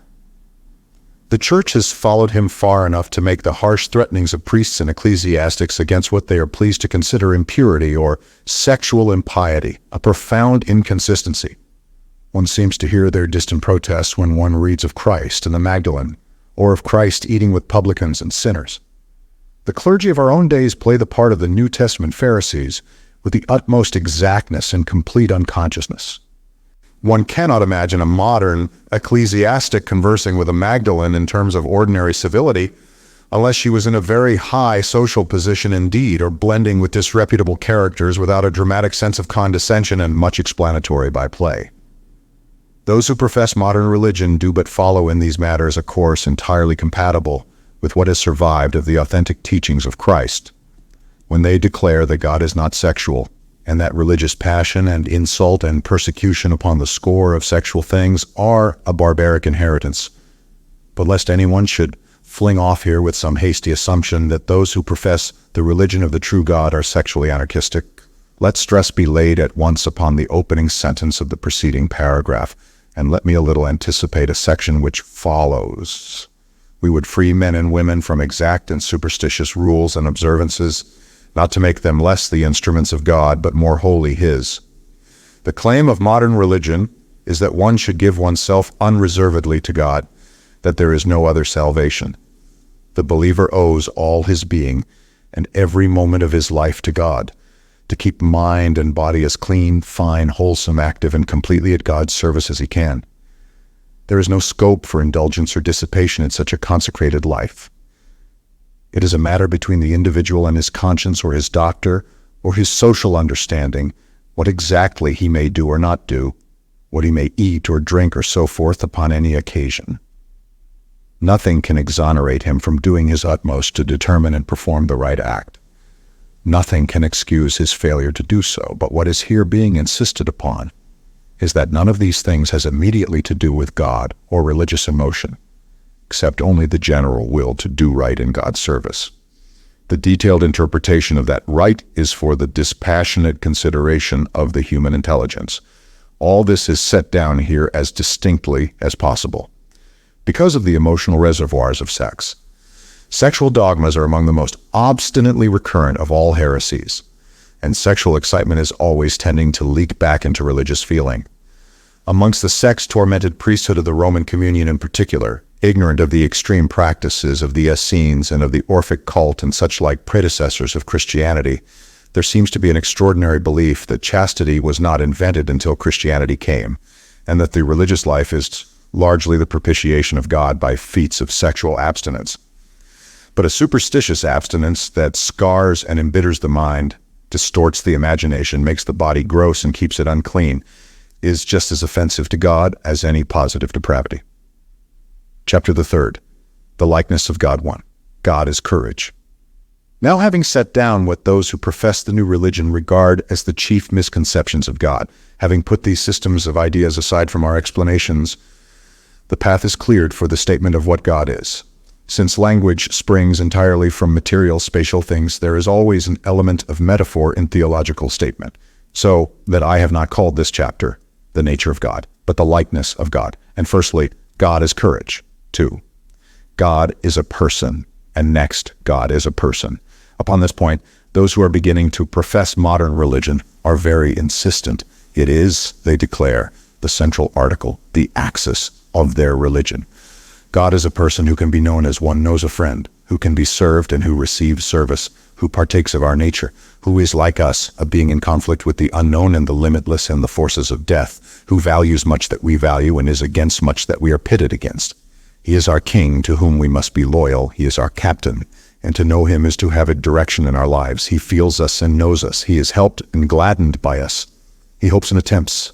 God is no abstraction nor trick of words, no infinite. He is as real as a bayonet thrust or an embrace. Now, this is where those who have left the old creeds and come asking about the new realizations find their chief difficulty. They say, show us this person. Let us hear him. If they listen to the silences within presently, they will hear him. But when one argues, one finds oneself suddenly in the net of those ancient controversies between species and individual, between the one and the many, which arise out of the necessarily imperfect methods of the human mind. Upon these matters there has been much pregnant writing during the last half-century. Such ideas as this writer has to offer are to be found in a previous little book of his, First and Last Things, in which, writing as one without authority or specialization in logic and philosophy, as an ordinary man vividly interested for others in a like case, he was at some pains to elucidate the imperfections of this instrument of ours, this mind, by which we must seek and explain and reach up to God, Suffice it here to say that theological discussion may very easily become like the vision of a man with cataract, a mere projection of inherent imperfections. If we do not use our phraseology with a certain courage, and take that of those who are trying to convey their ideas to us with a certain politeness and charity, there is no end possible to any discussion in so subtle and intimate a matter as theology, but assertions, denials, and wranglings. And about this word person, it is necessary to be as clear and explicit as possible, though perfect clearness, a definition of mathematical sharpness, is by the very nature of the case impossible. Now, when we speak of a person or an individual, we think typically of a man, and we forget that he was once an embryo and will presently decay. We forget that he came of two people and may beget many, that he has forgotten much and will forget more, that he can be confused, divided against himself, delirious, drunken, drugged, or asleep. On the contrary, we are, in our hasty way of thinking of him, apt to suppose him continuous, definite, acting consistently and never forgetting. But only abstract and theoretical persons are like that. We couple with him the idea of a body. Indeed, in the common use of the word person, there is more thought of body than of mind. We speak of a lover possessing the person of his mistress. We speak of offenses against the person as opposed to insults, libels, or offenses against property. And the gods of primitive men and the earlier civilizations were quite of that quality of person. They were thought of as living in very splendid bodies and as acting consistently. If they were invisible in the ordinary world, it was because they were aloof or because their persons were too splendid for weak human eyes. Moses was permitted a mitigated view of the person of the Hebrew god on Mount Horeb, and Semele, who insisted upon seeing Zeus in the glories that were sacred to Juno, was utterly consumed. The early Islamic conception of God, like the conception of most honest, simple Christians today, was clearly, in spite of the theologians, of a very exalted anthropomorphic personality away somewhere in heaven. The personal appearance of the Christian God is described in the Revelation, and however much that description may be explained away by commentators as symbolical, it is certainly taken by most straightforward believers as a statement of concrete reality. Now, if we are going to insist upon this primary meaning of person and individual, then certainly God as he is now conceived is not a person and not an individual. The true God will never promenade in Eden or a heaven nor sit upon a throne. But current Christianity, modern developments of Islam, much Indian theological thought that, for instance, which has found such delicate and attractive expression in the devotional poetry of Rabindranath Tagore, has long since abandoned this anthropomorphic insistence upon a body.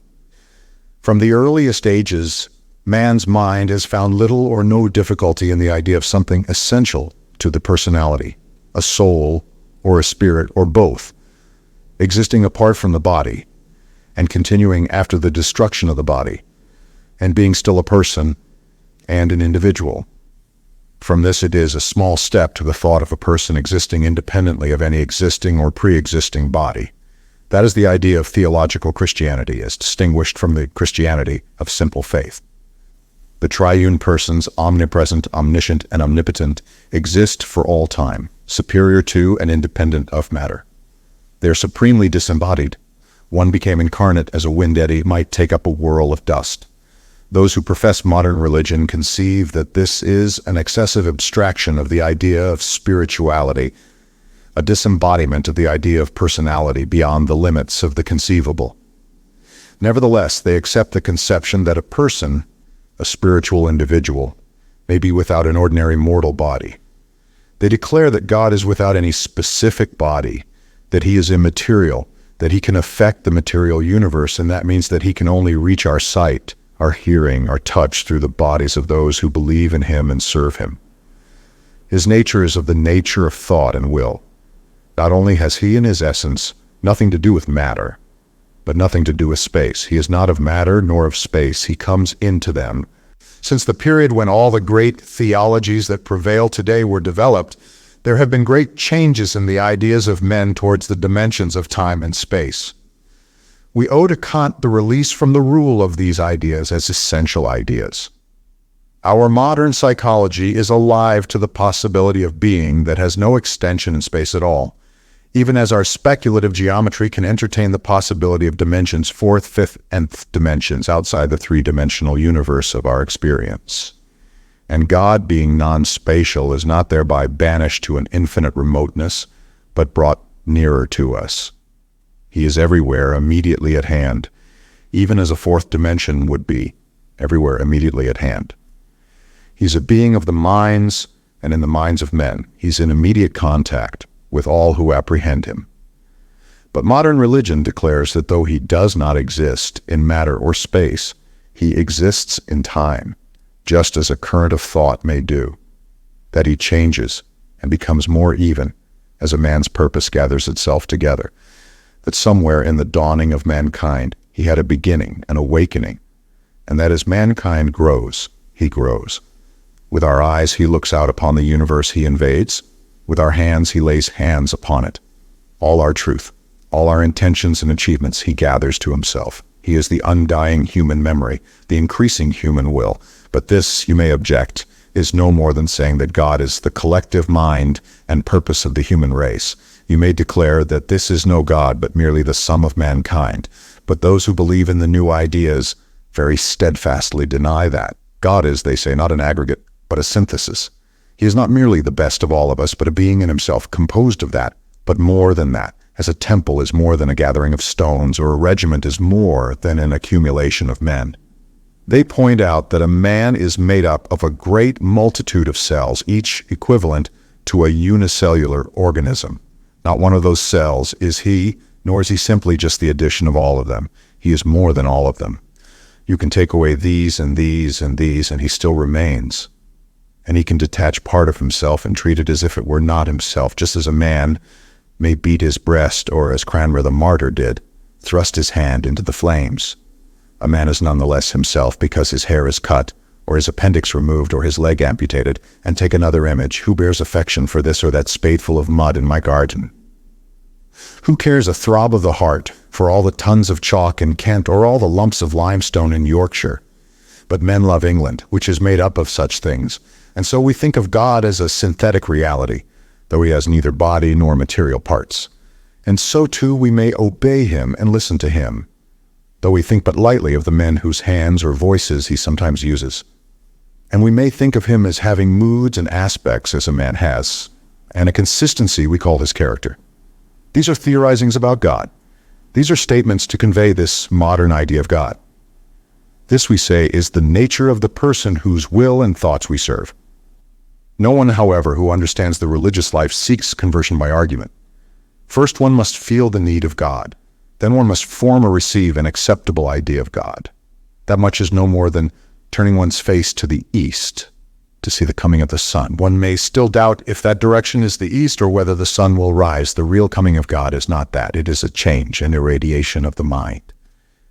Everything is there as it was before, only now it is aflame. Suddenly the light fills one's eyes, and one knows that God has risen and that doubt has fled forever. 3. God is youth. The third thing to be told of the true God is that God is youth. God, we hold, began and is always beginning. He looks forever into the future. Most of the old religions derive from a patriarchal phase. God is in those systems the Ancient of Days. I know of no Christian attempt to represent or symbolize God the Father, which is not a bearded, aged man. White hair, beard, bearing, wrinkles, 100 such symptoms of senile decay are there. These marks of senility do not astonish our modern minds in the picture of God, only because tradition and usage have blinded our eyes to the absurdity of a time-worn immortal. Jove, too, and Wotan are figures far past the prime of their vigor. These are gods after the ancient habit of the human mind, that turned perpetually backward for causes and reasons, and saw all things to come as no more than the working out of fate, of man's first disobedience and the fruit of that forbidden tree, whose mortal taste brought death into the world and all our woe. But the God of this new age, we repeat, looks not to our past, but our future, and if a figure may represent him, it must be the figure of a beautiful youth, already brave and wise, but hardly come to his strength. He should stand lightly on his feet in the morning time, eager to go forward, as though he had but newly arisen to a day that was still but a promise. He should bear a sword, that clean, discriminating weapon. His eyes should be as bright as swords. His lips should fall apart with eagerness for the great adventure before him, and he should be in very fresh and golden harness reflecting the rising sun. Death should still hang like mists and cloud banks and shadows in the valleys of the wide landscape about him. There should be dew upon the threads of gossamer, and little leaves and blades of the turf at his feet. 4. When we say God is love, one of the sayings about God that have grown at the same time most trite and most sacred is that God is love. This is a saying that deserves careful examination. Love is a word very loosely used. There are people who will say they love new potatoes. There are a multitude of loves of different colors and values. There is the love of a mother for her child. There is the love of brothers. There is the love of youth and maiden, and the love of husband and wife. There is illicit love, and the love one bears one's home or one's country. There are dog lovers and the loves of the Olympians, and love which is a passion of jealousy. Love is frequently a mere blend of appetite and preference. It may be almost pure greed. It may have scarcely any devotion, nor be a whit self-forgetful nor generous. It is possible so to phrase things that the furtive craving of a man for another man's wife may be made out to be a light from God. Yet about all the better sorts of love, the sorts of love that people will call true love, there is something of that same exaltation out of the narrow self that is the essential quality of the knowledge of God. Only while the exaltation of the love passion comes and goes, the exaltation of religious passion comes to remain. Lovers are the windows by which we may look out of the prison of self, but God is the open door by which we freely go. And God never dies, nor disappoints, nor betrays.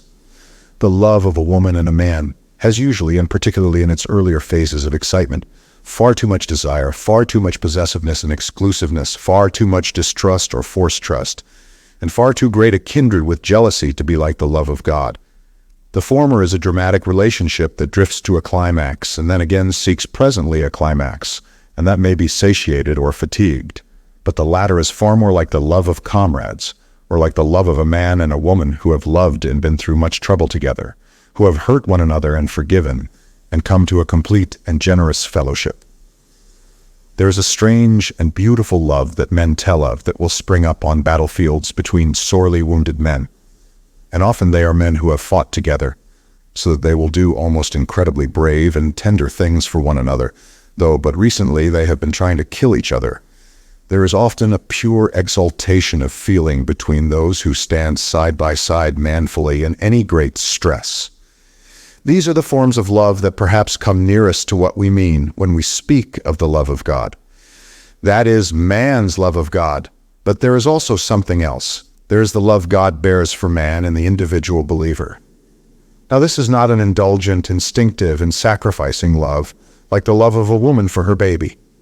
It is the love of the captain for his men. God must love his followers as a great captain loves his men, who are so foolish, so helpless in themselves, so confiding, and yet whose faith alone makes him possible. It is an austere love.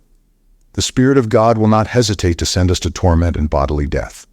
And God waits for us, for all of us who have the quality to reach him. He has need of us as we of him.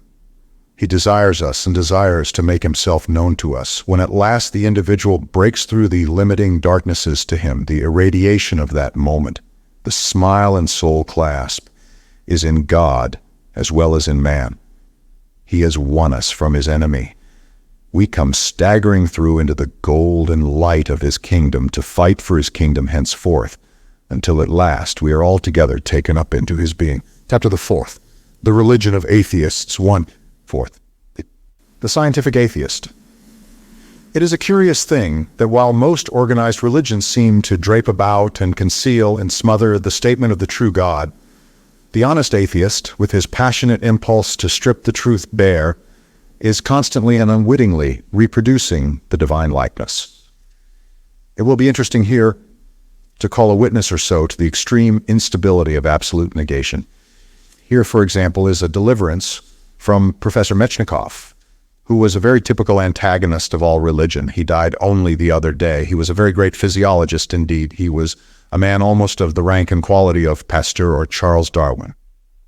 A decade or more ago, he wrote a book called The Nature of Man, in which he set out very plainly a number of illuminating facts about life. They are facts so illuminating that presently in our discussion of sin they will be referred to again. But it is not Professor Metchnikoff's intention to provide material for a religious discussion. He sets out his facts in order to overthrow theology as he conceives it. The remarkable thing about his book, the thing upon which I would now lay stress, is that he betrays no inkling of the fact that he has no longer the right to conceive theology as he conceives it. The development of his science has destroyed that right. He does not realize how profoundly modern biology has affected our ideas of individuality and species, and how the import of theology is modified through these changes. When he comes from his own world of modern biology to religion and philosophy, he goes back in time. He attacks religion as he understood it when first he fell out with it 50 years or more ago. Let us state as compactly as possible the nature of these changes that biological science has wrought almost imperceptibly in the general scheme and method of our thinking. The influence of biology upon thought in general consists essentially in diminishing the importance of the individual and developing the realization of the species, as if it were a kind of super-individual, modifying an immortal super-individual, maintaining itself against the outer universe by the birth and death of its constituent individuals. Natural history, which began by putting individuals into species as if the latter were mere classificatory divisions, has come to see that the species has its adventures, its history and drama, far exceeding in interest and importance the individual adventure. The origin of species was for countless minds the discovery of a new romance in life. The contrast of the individual life and the specific life may be stated plainly and compactly as follows. A little while ago, we current individuals, we who are alive now, were each of us distributed between two parents, then between four grandparents, and so on backward. We are temporarily assembled, as it were, out of an ancestral diffusion. We stand our trial, and presently our individuality is dispersed and mixed again with other individualities in an uncertain multitude of descendants. But the species is not like this. It goes unsteadily from newness to newness, remaining still a unity. The drama of the individual life is a mere episode, beneficial or abandoned, in this continuing adventure of the species, and Metchnikoff finds most of the trouble of life and the distresses of life in the fact that the species is still very painfully adjusting itself to the fluctuating conditions under which it lives. The conflict of life is a continual pursuit of adjustment, and the ills of life, of the individual life, that is, are due to its disharmonies. Man, acutely aware of himself as an individual adventure and unawakened to himself as a species, finds life jangling and distressful, finds death frustration.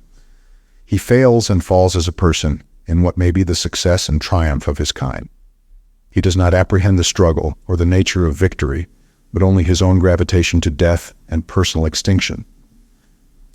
Now, Professor Metchnikoff is anti-religious, and he is anti-religious because to him, as to so many Europeans, religion is confused with priestcraft and dogmas, is associated with disagreeable early impressions of irrational repression and misguidance.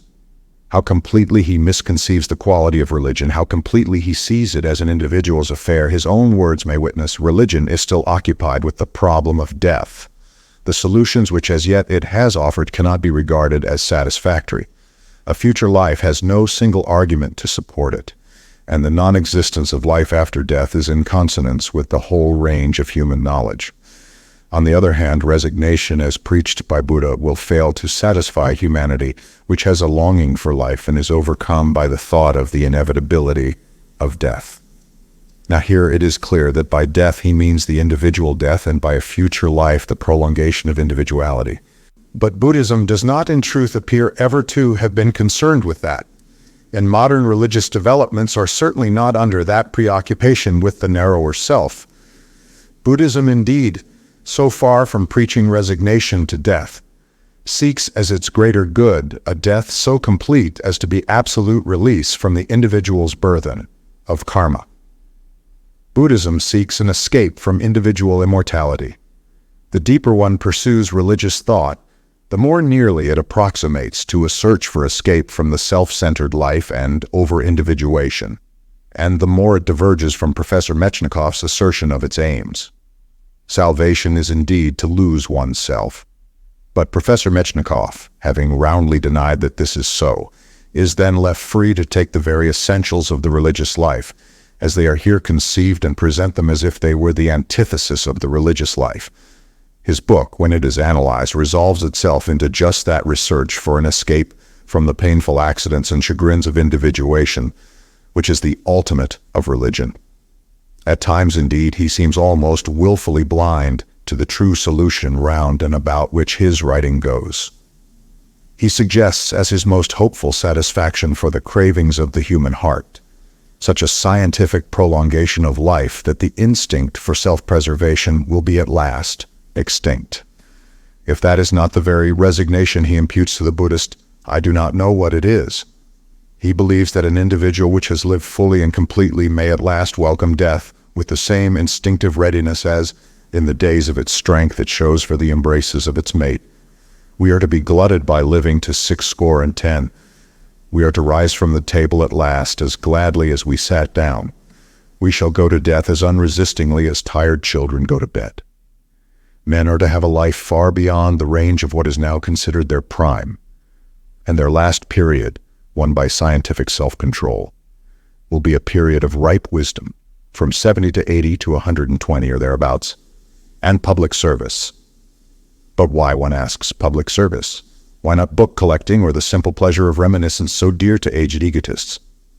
Metchnikoff never faces that question. And again, what of the man who is challenged to die for right at the age of 30? What does the prolongation of life do for him? And where are the consolations for accidental misfortune, for the tormenting disease, or the lost limb? But in his peroration, Professor Metchnikoff lapses into pure religiosity. The prolongation of life gives place to sheer self-sacrifice as the fundamental remedy.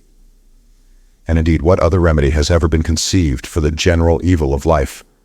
On the other hand, he writes, the knowledge that the goal of human life can be attained only by the development of a high degree of solidarity amongst men will restrain actual egotism. The mere fact that the enjoyment of life, according to the precepts of Solomon, Ecclesiastes 7:10, is opposed to the goal of human life, will lessen luxury and the evil that comes from luxury. Conviction that science alone is able to redress the disharmonies of the human constitution will lead directly to the improvement of education and to the solidarity of mankind. Go thy way, eat thy bread with joy, and drink thy wine with a merry heart, for God now accepteth thy works. Let thy garments be always white, and let thy head lack no ointment. Live joyfully with the wife whom thou lovest all the days of the life of thy vanity, which he hath given thee under the sun, all the days of thy vanity, for that is thy portion in this life, and in thy labor which thou takest under the sun. Whatsoever thy hand findeth to do, do it with thy might, for there is no work, nor device, nor knowledge, nor wisdom in the grave whither thou goest. In progress towards the goal, nature will have to be consulted continuously. Already in the case of the ephemerids, nature has produced a complete cycle of normal life ending in natural death. In the problem of his own fate, man must not be content with the gifts of nature. He must direct them by his own efforts. Just as he has been able to modify the nature of animals and plants, man must attempt to modify his own constitution so as to readjust its disharmonies. To modify the human constitution, it will be necessary first to frame the ideal, and thereafter to set to work with all the resources of science. If there can be formed an ideal able to unite men in a kind of religion of the future, this ideal must be founded on scientific principles. And if it be true, as has been asserted so often, that man can live by faith alone, the faith must be in the power of science. Now this, after all the flat repudiations that have preceded it of religion and philosophy as remedies for human ills, is nothing less than the fundamental proposition of the religious life translated into terms of materialistic science. The proposition that damnation is really over-individuation and that salvation is escape from self into the larger being of life.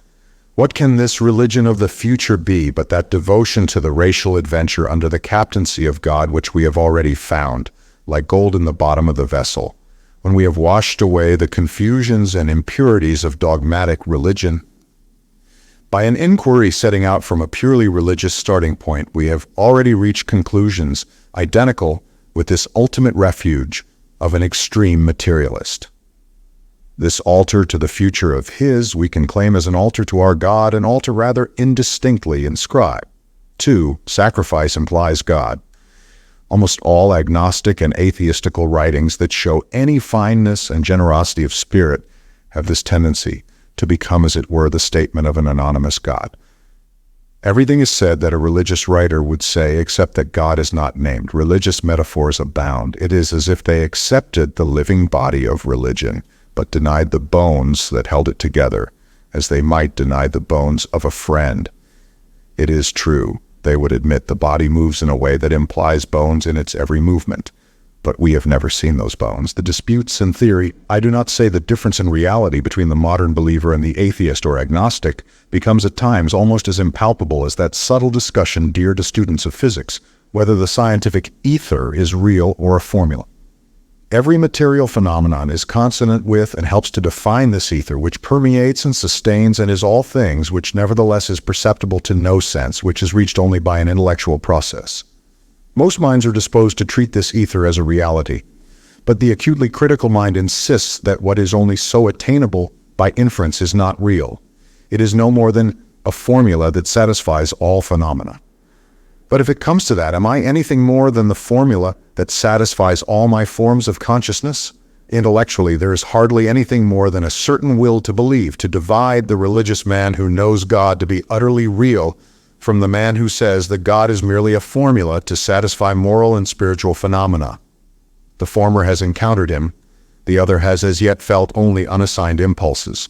One says God's will is so, the other that right is so. One says God moves me to do this or that, the other the good will in me which I share with you and all well-disposed men moves me to do this or that. But the former makes an exterior reference and escapes a risk of self-righteousness. I have recently been reading a book by Mr. Joseph McCabe called The Tyranny of Shams, in which he displays very typically this curious tendency to a sort of religion with God blacked out. His is an extremely interesting case. He is a writer who was formerly a Roman Catholic priest, and in his reaction from Catholicism, he displays a resolution even sterner than Professor Metchnikoff's, to deny that anything religious or divine can exist, that there can be any aim in life except happiness, or any guide but science. And here immediately he turns east again. He is careful not to say individual happiness, and he says, pleasure is, as Epicureans insisted, only a part of a large ideal of happiness. So he lets the happiness of devotion and sacrifice creep in. So he opens indefinite possibilities of getting away from any merely materialistic rule of life. And he writes, in every civilized nation, the mass of the people are inert and indifferent. Some even make a pretense of justifying their inertness. Why, they ask, should we stir at all? Is there such a thing as a duty to improve the earth? What is the meaning or purpose of life, or has it a purpose? One generally finds that this kind of reasoning is merely a piece of controversial athletics or a thin excuse for idleness. People tell you that the conflict of science and religion, it would be better to say, the conflict of modern culture and ancient traditions has robbed life of its plain significance. The men who, like Tolstoy, seriously urge this point fail to appreciate the modern outlook on life. Certainly, modern culture, science, history, philosophy, and art finds no purpose in life, and that is to say, no purpose eternally fixed and to be discovered by man. A great chemist said a few years ago that he could imagine a series of lucky accidents, the chance blowing by the wind of certain chemicals into pools on the primitive earth, accounting for the first appearance of life. And one might not unjustly sum up the influences which have lifted those early germs to the level of conscious beings as a similar series of lucky accidents. But it is sheer affectation to say that this demoralizes us. If there is no purpose impressed on the universe or prefixed to the development of humanity, it follows only that humanity may choose its own purpose and set up its own goal. And the most elementary sense of order will teach us that this choice must be social, not merely individual. In whatever measure ill-controlled individuals may yield to personal impulses or attractions, the aim of the race must be a collective aim. I do not mean an austere demand of self-sacrifice from the individual, but an adjustment as genial and generous as possible of individual variations for common good. Otherwise, life becomes discordant and futile, and the pain and waste react on each individual. So we raise again in the 20th century the old question of the greatest good, which men discussed in the Stoa Poikile and the suburban groves of Athens, in the cool atria of patrician mansions on the Palatine and the Pincian, in the museum at Alexandria, and the schools which Omar Khayyam frequented, in the straw-strewn schools of the Middle Ages and the opulent chambers of Cosimo de' Medici, and again, the old dream of a cooperative effort to improve life, to bring happiness to as many minds of mortals as we can reach, shines above all the mists of the day. Through the ruins of creeds and philosophies which have for ages disdained it, we are retracing our steps toward that height, just as the Athenians did 2,000 years ago. It rests on no metaphysic, no sacred legend, no disputable tradition, nothing that skepticism can corrode or advancing knowledge undermine. Its foundations are the fundamental and unchanging impulses of our nature. And again, the revolt which burns in so much of the abler literature of our time is an unselfish revolt or non-selfish revolt. It is an outcome of that larger spirit which conceives the self to be a part of the general social organism, and it is therefore neither egoistic nor altruistic. It finds a sanction in the new intelligence, and an inspiration in the finer sentiments of our generation. But the glow which chiefly illumines it is the glow of the great vision of a happier earth. It speaks of the claims of truth and justice, and assails untruth and injustice, for these are elemental principles of social life.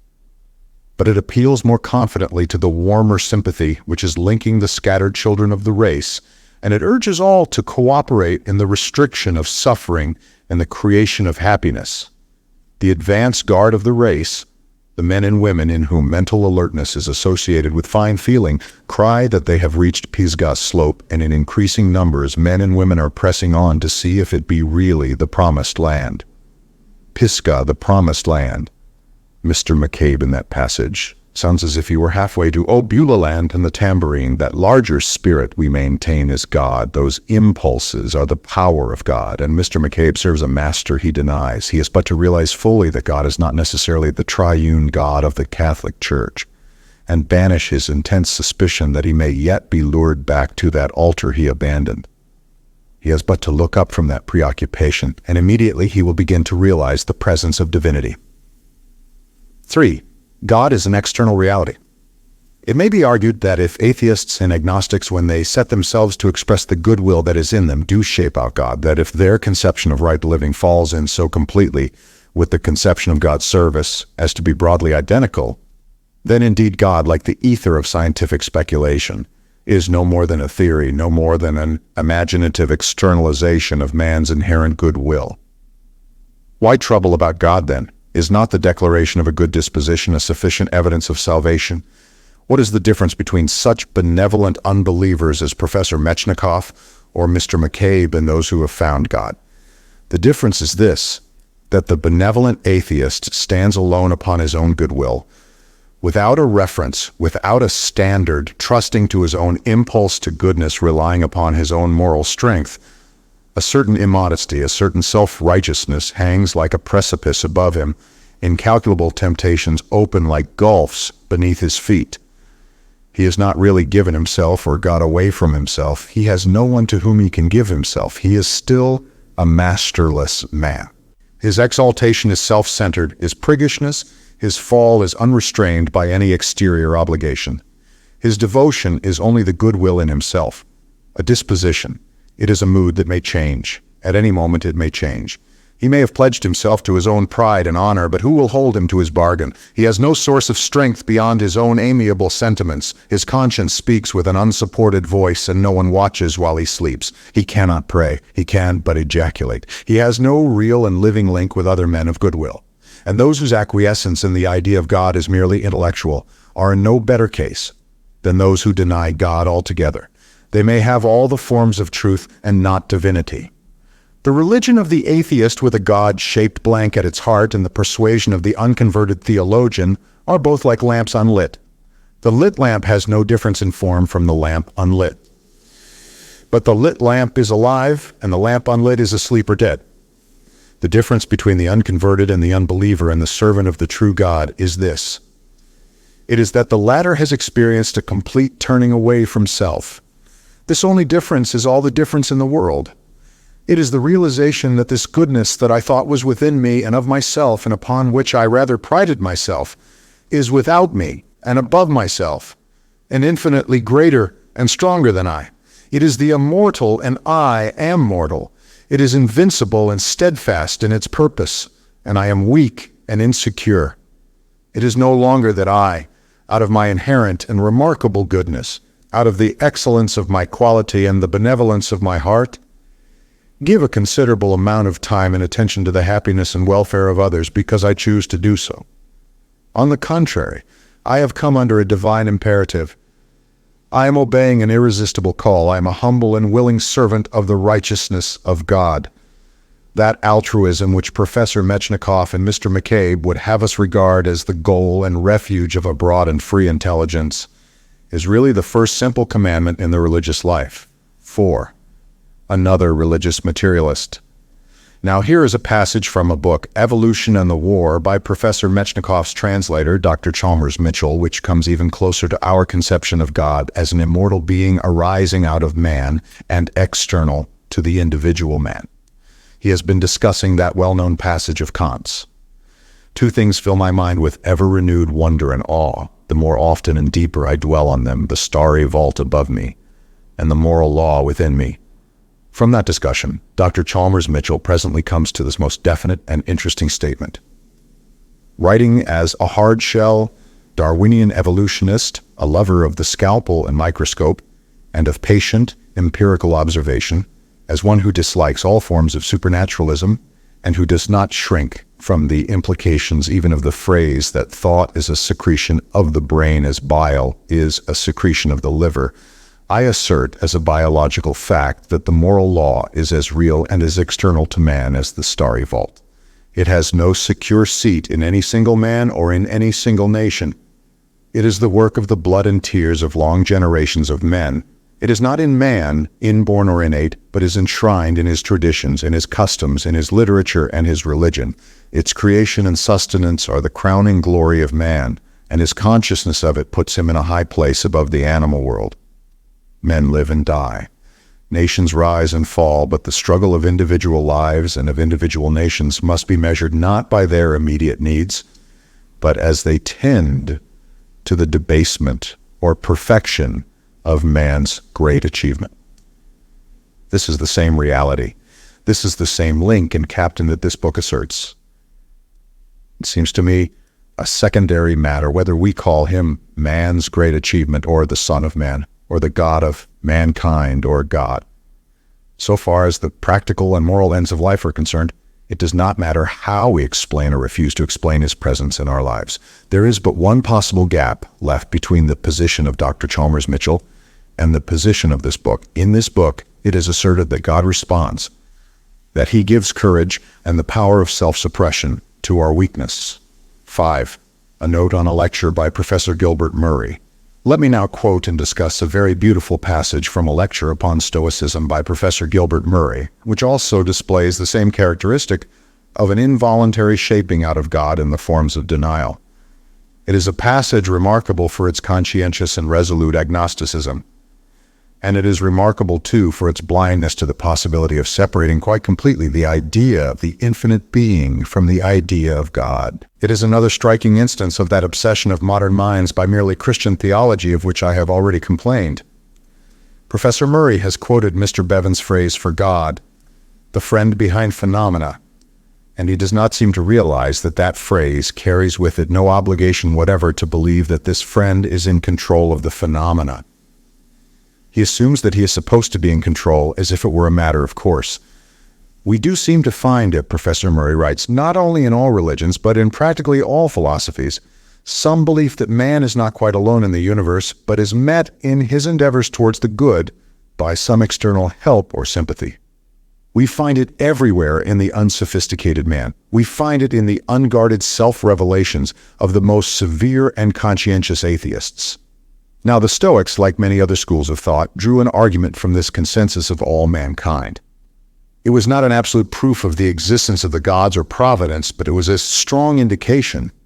The existence of a common instinctive belief in the mind of man gives at least a presumption that there must be a good cause for that belief.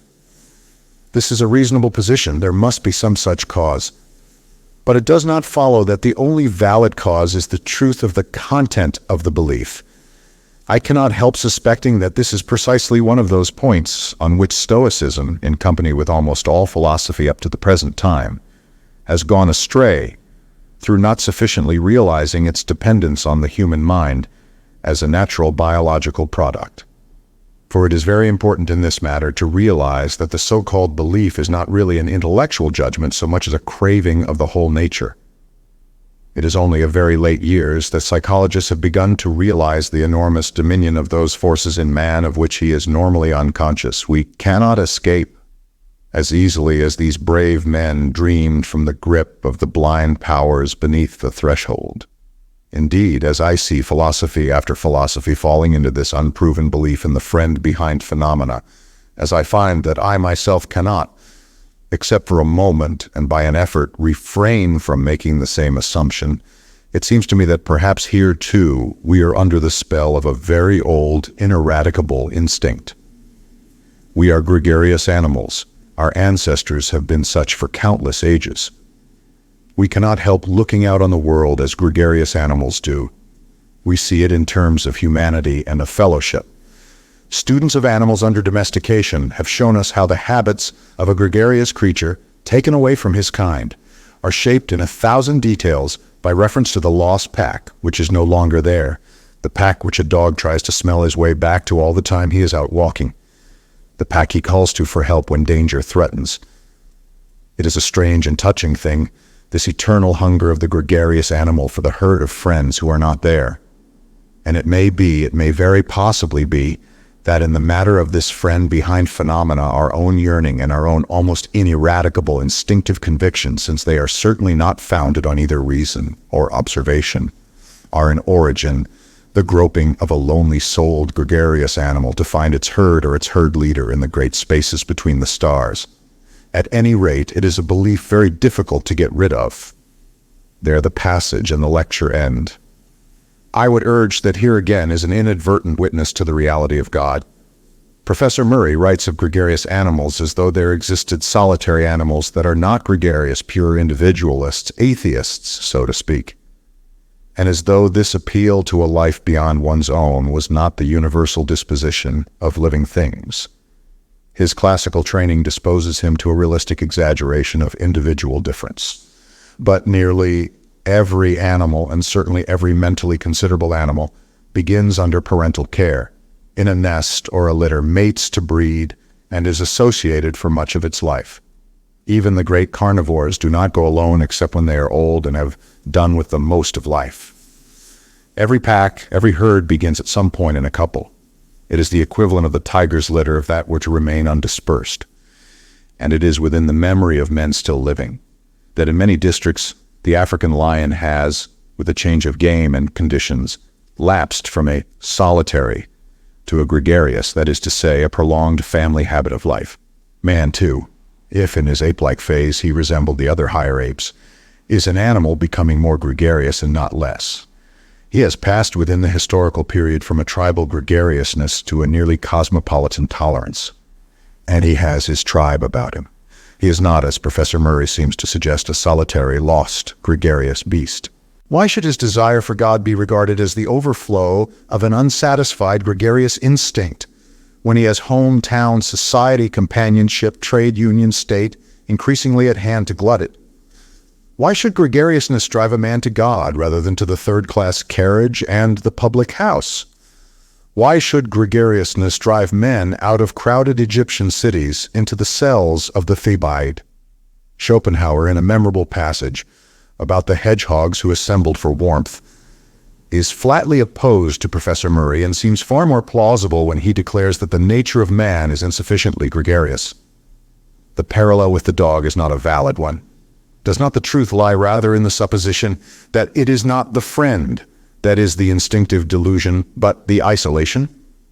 Is not the real deception our belief that we are completely individualized? And is it not possible that this, that Professor Murray calls instinct, is really not a vestige, but a new thing arising out of our increasing understanding? An intellectual penetration to that greater being of the species, that vine, of which we are the branches. Why should not the soul of the species, many-faceted indeed, be nevertheless a soul like our own? Here, as in the case of Professor Metchnikoff and in many other cases of atheism, it seems to me that nothing but an inadequate understanding of individuation bars the way to at least the intellectual recognition of the true God. 6. Religion as ethics. And while I am dealing with rationalists, let me note certain recent interesting utterances of Sir Harry Johnston's. You will note that while in this book we use the word God to indicate the God of the heart, Sir Harry uses God for that idea of God of the universe, which we have spoken of as the infinite being. This use of the word God is of late theological origin. The original identity of the words good and God and all the stories of the gods are against him.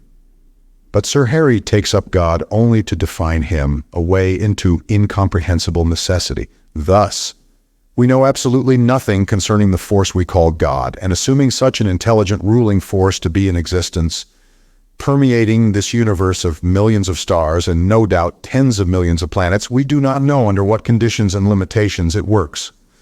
We are quite entitled to assume that the end of such an influence is intended to be order out of chaos, happiness, and perfection, out of incompleteness and misery, and we are entitled to identify the reactionary forces of brute nature with the anthropomorphic devil of primitive religions, the power of darkness resisting the power of light. But in these conjectures we must surely come to the conclusion that the theoretical potency we call God makes endless experiments and scrap heaps the failures. Think of the dinosaurs and the expenditure of creative energy that went to their differentiation and their well-nigh incredible physical development. To such a divine force as we postulate, the whole development and perfecting of life on this planet, the whole production of man, may seem little more than to any one of us would be the chipping out, the cutting, the carving, and the polishing of a gem. And we should feel as little remorse or pity for the scattered dust and fragments as must the creative force of the immeasurably vast universe feel for the disject membra of perfected life on this planet. But thence he goes on to a curiously imperfect treatment of the God of man, as if he consisted in nothing more than some vague sort of humanitarianism. Sir Harry's ideas are much less thoroughly thought out than those of any other of these skeptical writers I have quoted. On that account, they are perhaps more typical. He speaks as though Christ were simply an eminent but ill-reported and abominably served teacher of ethics, and yet of the only right ideal in ethics. He speaks as though religions were nothing more than ethical movements, and as though Christianity were merely someone remarking with a bright impulsiveness that everything was simply horrid. And so, let us install loving kindness as a cardinal axiom. He ignores altogether the fundamental essential of religion, which is the development and synthesis of the divergent and conflicting motives of the unconverted life, and the identification of the individual life with the immortal purpose of God. He presents a conception of religion relieved of its nonsense as the cheerful self-determination of a number of bright little individuals, much stirred but by no means overcome by cosmic pity, to the service of man. As he seems to present it, it is as outward a thing, it goes as little into the intimacy of their lives, as though they had, after proper consideration, agreed to send a subscription to a Red Cross ambulance or take part in a public demonstration against the Armenian massacres, or do any other rather nice, spirited exterior thing. This is what he says: I hope that the religion of the future will devote itself wholly to the service of man. It can do so without departing from the Christian ideal and Christian ethics. It need only drop all that is silly and disputable and mattering not neither here nor there of our Christian theology, a theology virtually absent from the direct teaching of Christ and all of Judaistic literature, or prescriptions not made immortal in their application by unassailable truth and by the confirmation of science. An excellent remedy for the nonsense which still clings about religion may be found in two books. Cotter Monson's Service of Man, which was published as long ago as 1887, and has since been reissued by the Rationalist Press Association in its well-known sixpenny series, and J. Allinson Picton's Man in the Bible. Similarly, those who wish to acquire a sane view of the relations between man and God would do well to read Winwood Reade's Martyrdom of Man. Sir Harry, in fact, clears the ground for God very ably and then makes a well-meaning gesture in the vacant space. There is no help nor strength in his gesture unless God is there. Without God, the service of man is no better than a hobby or a sentimentality or an hypocrisy in the undisciplined prison of the mortal life. Chapter the 5th. The Invisible King. 1. Modern religion, a political religion.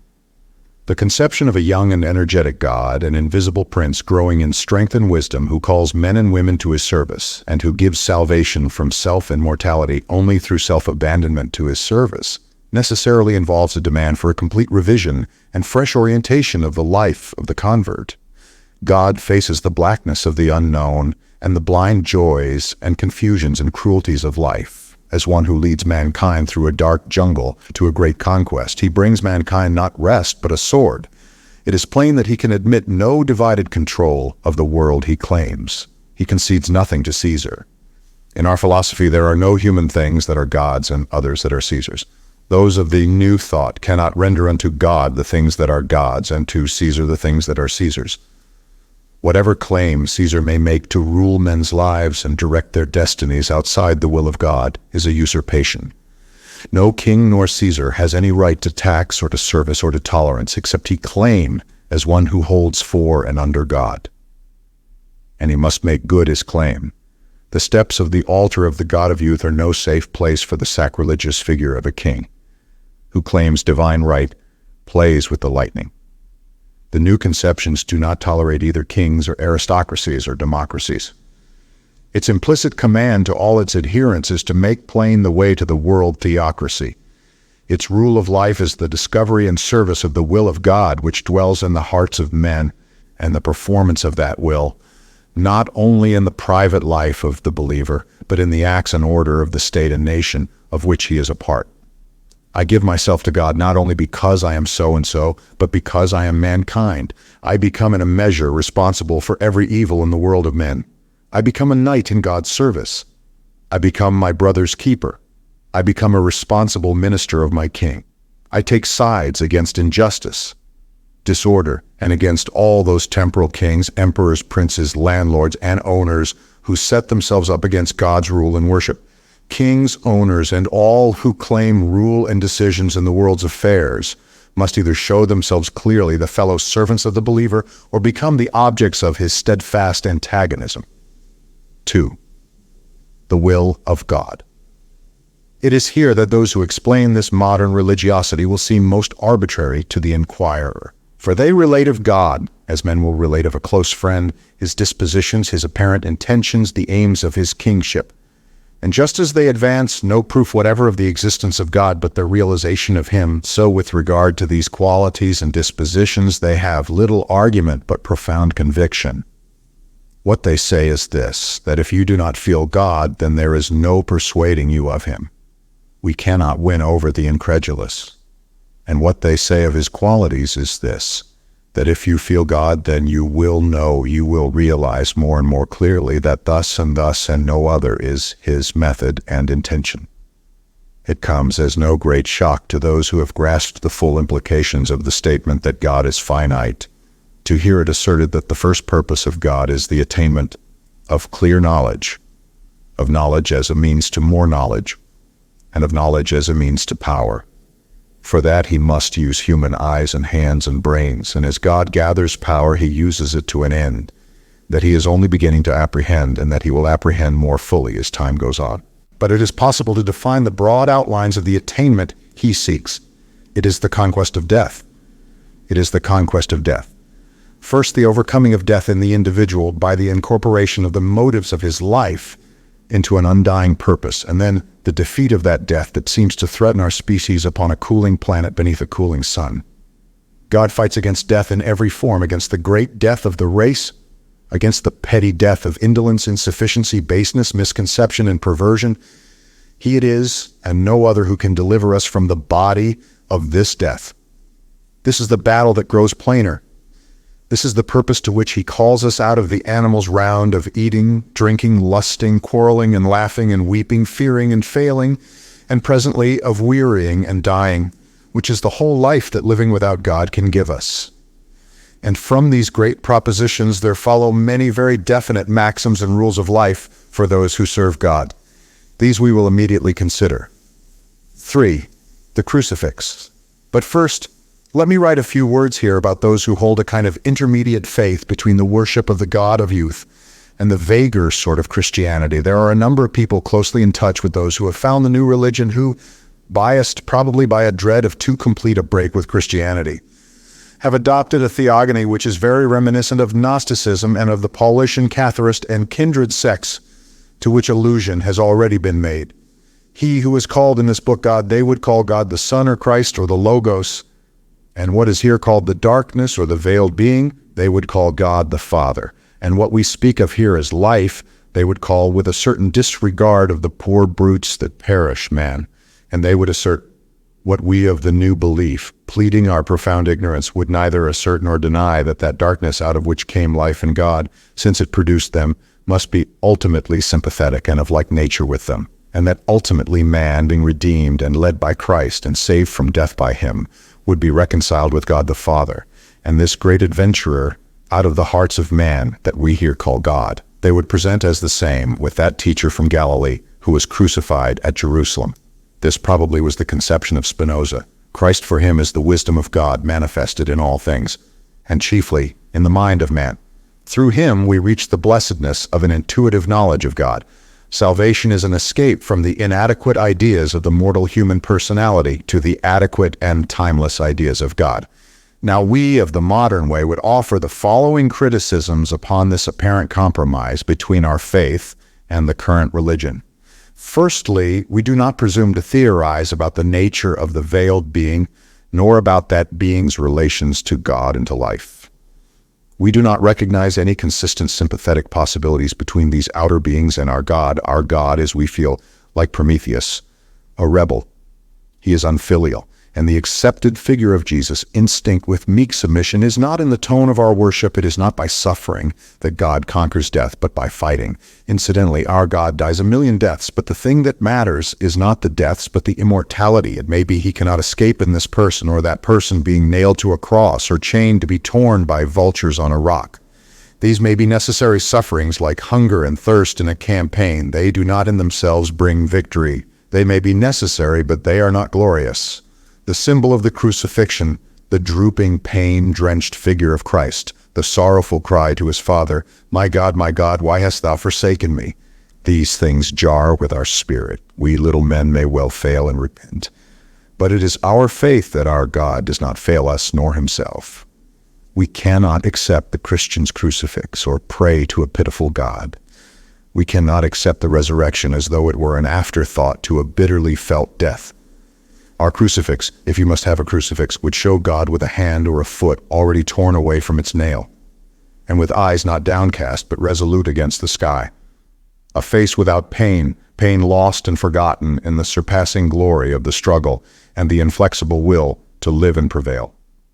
But we do not care how long the thorns are drawn, nor how terrible the wounds, so long as he does not droop. God is courage. God is courage beyond any conceivable suffering. But when all this has been said, it is well to add that it concerns the figure of Christ, only insofar as that professes to be the figure of God, and the crucifix only so far as that stands for divine action.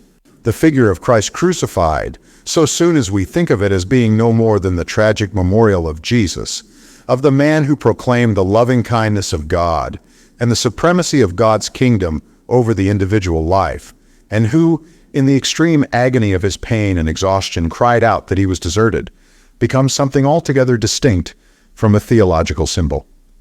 Immediately that we cease to worship, we can begin to love and pity. Here was a being of extreme gentleness and delicacy and of great courage, of the utmost tolerance and the subtlest sympathy, a saint of non-resistance. We of the new faith repudiate the teaching of non-resistance. We are the militant followers of and participators in a militant God. We can appreciate and admire the greatness of Christ, this gentle being upon whose nobility the theologians trade. But submission is the remotest quality of all from our God, and a moribund figure is the completest inversion of his likeness as we know him. A Christianity which shows for its daily symbol Christ risen and trampling victoriously upon a broken cross would be far more in the spirit of our worship. It is curious, after writing the above, to find in a letter written by Foss Westcott, Bishop of Durham, to that pertinacious correspondent, the late Lady Victoria Welby, almost exactly the same sentiments I have here expressed. "If I could fill the crucifix with life as you do," he says, "I would gladly look on it, but the fallen head and the closed eye exclude from my thought the idea of glorified humanity. The Christ to whom we are led is one who hath been crucified, who hath passed the trial victoriously and borne the fruits to heaven. I dare not then rest on this side of the glory." I find, too, a still more remarkable expression of the modern spirit in a tract, The Call of the Kingdom, by that very able and subtle Anglican theologian, the Reverend W. Temple, who declares that under the vitalizing stresses of the war, we are winning faith in Christ as an heroic leader. We have thought of him so much as meek and gentle that there is no ground in our picture of him for the vision which his disciple had of him. His head and his hair were white as white wool, white as snow, and his eyes were as a flame of fire, and his feet like unto burnished brass, as if it had been refined in a furnace. And his voice was as the voice of many waters, and he had in his right hand 7 stars. And out of his mouth proceeded a sharp 2-edged sword, and his countenance was as the sun shineth in its strength. These are both exceptional utterances, interesting as showing how clearly parallel are the tendencies within and without Christianity. 4. The primary duties. Now it follows very directly from the conception of God as a finite intelligence of boundless courage and limitless possibilities of growth and victory, who has pitted himself against death, who stands close to our inmost beings, ready to receive us and use us, to rescue us from the chagrins of egotism and take us into his immortal adventure. That we who have realized him and given ourselves joyfully to him must needs be equally ready and willing to give our energies to the task we share with him, to do our utmost to increase knowledge, to increase order and clearness, to fight against indolence, waste, disorder, cruelty, vice, and every form of his and our enemy, death first and chiefest in ourselves, but also in all mankind, and to bring about the establishment of his real and visible kingdom throughout the world. And that idea of God as the invisible king of the whole world means not merely that God is to be made and declared the head of the world, but that the kingdom of God is to be present throughout the whole fabric of the world, that the kingdom of God is to be in the teaching at the village school, in the planning of the railway siding of the market town, in the mixing of the mortar at the building of the workman's house. It means that ultimately no effigy of intrusive king or emperor is to disfigure our coins and stamps anymore. God himself and no delegate is to be represented wherever men buy or sell, on our letters and our receipts, a perpetual witness, a perpetual reminder. There is no act altogether without significance, no power so humble that it may not be used for or against God, no life but can orient itself to him. To realize God in one's heart is to be filled with the desire to serve him.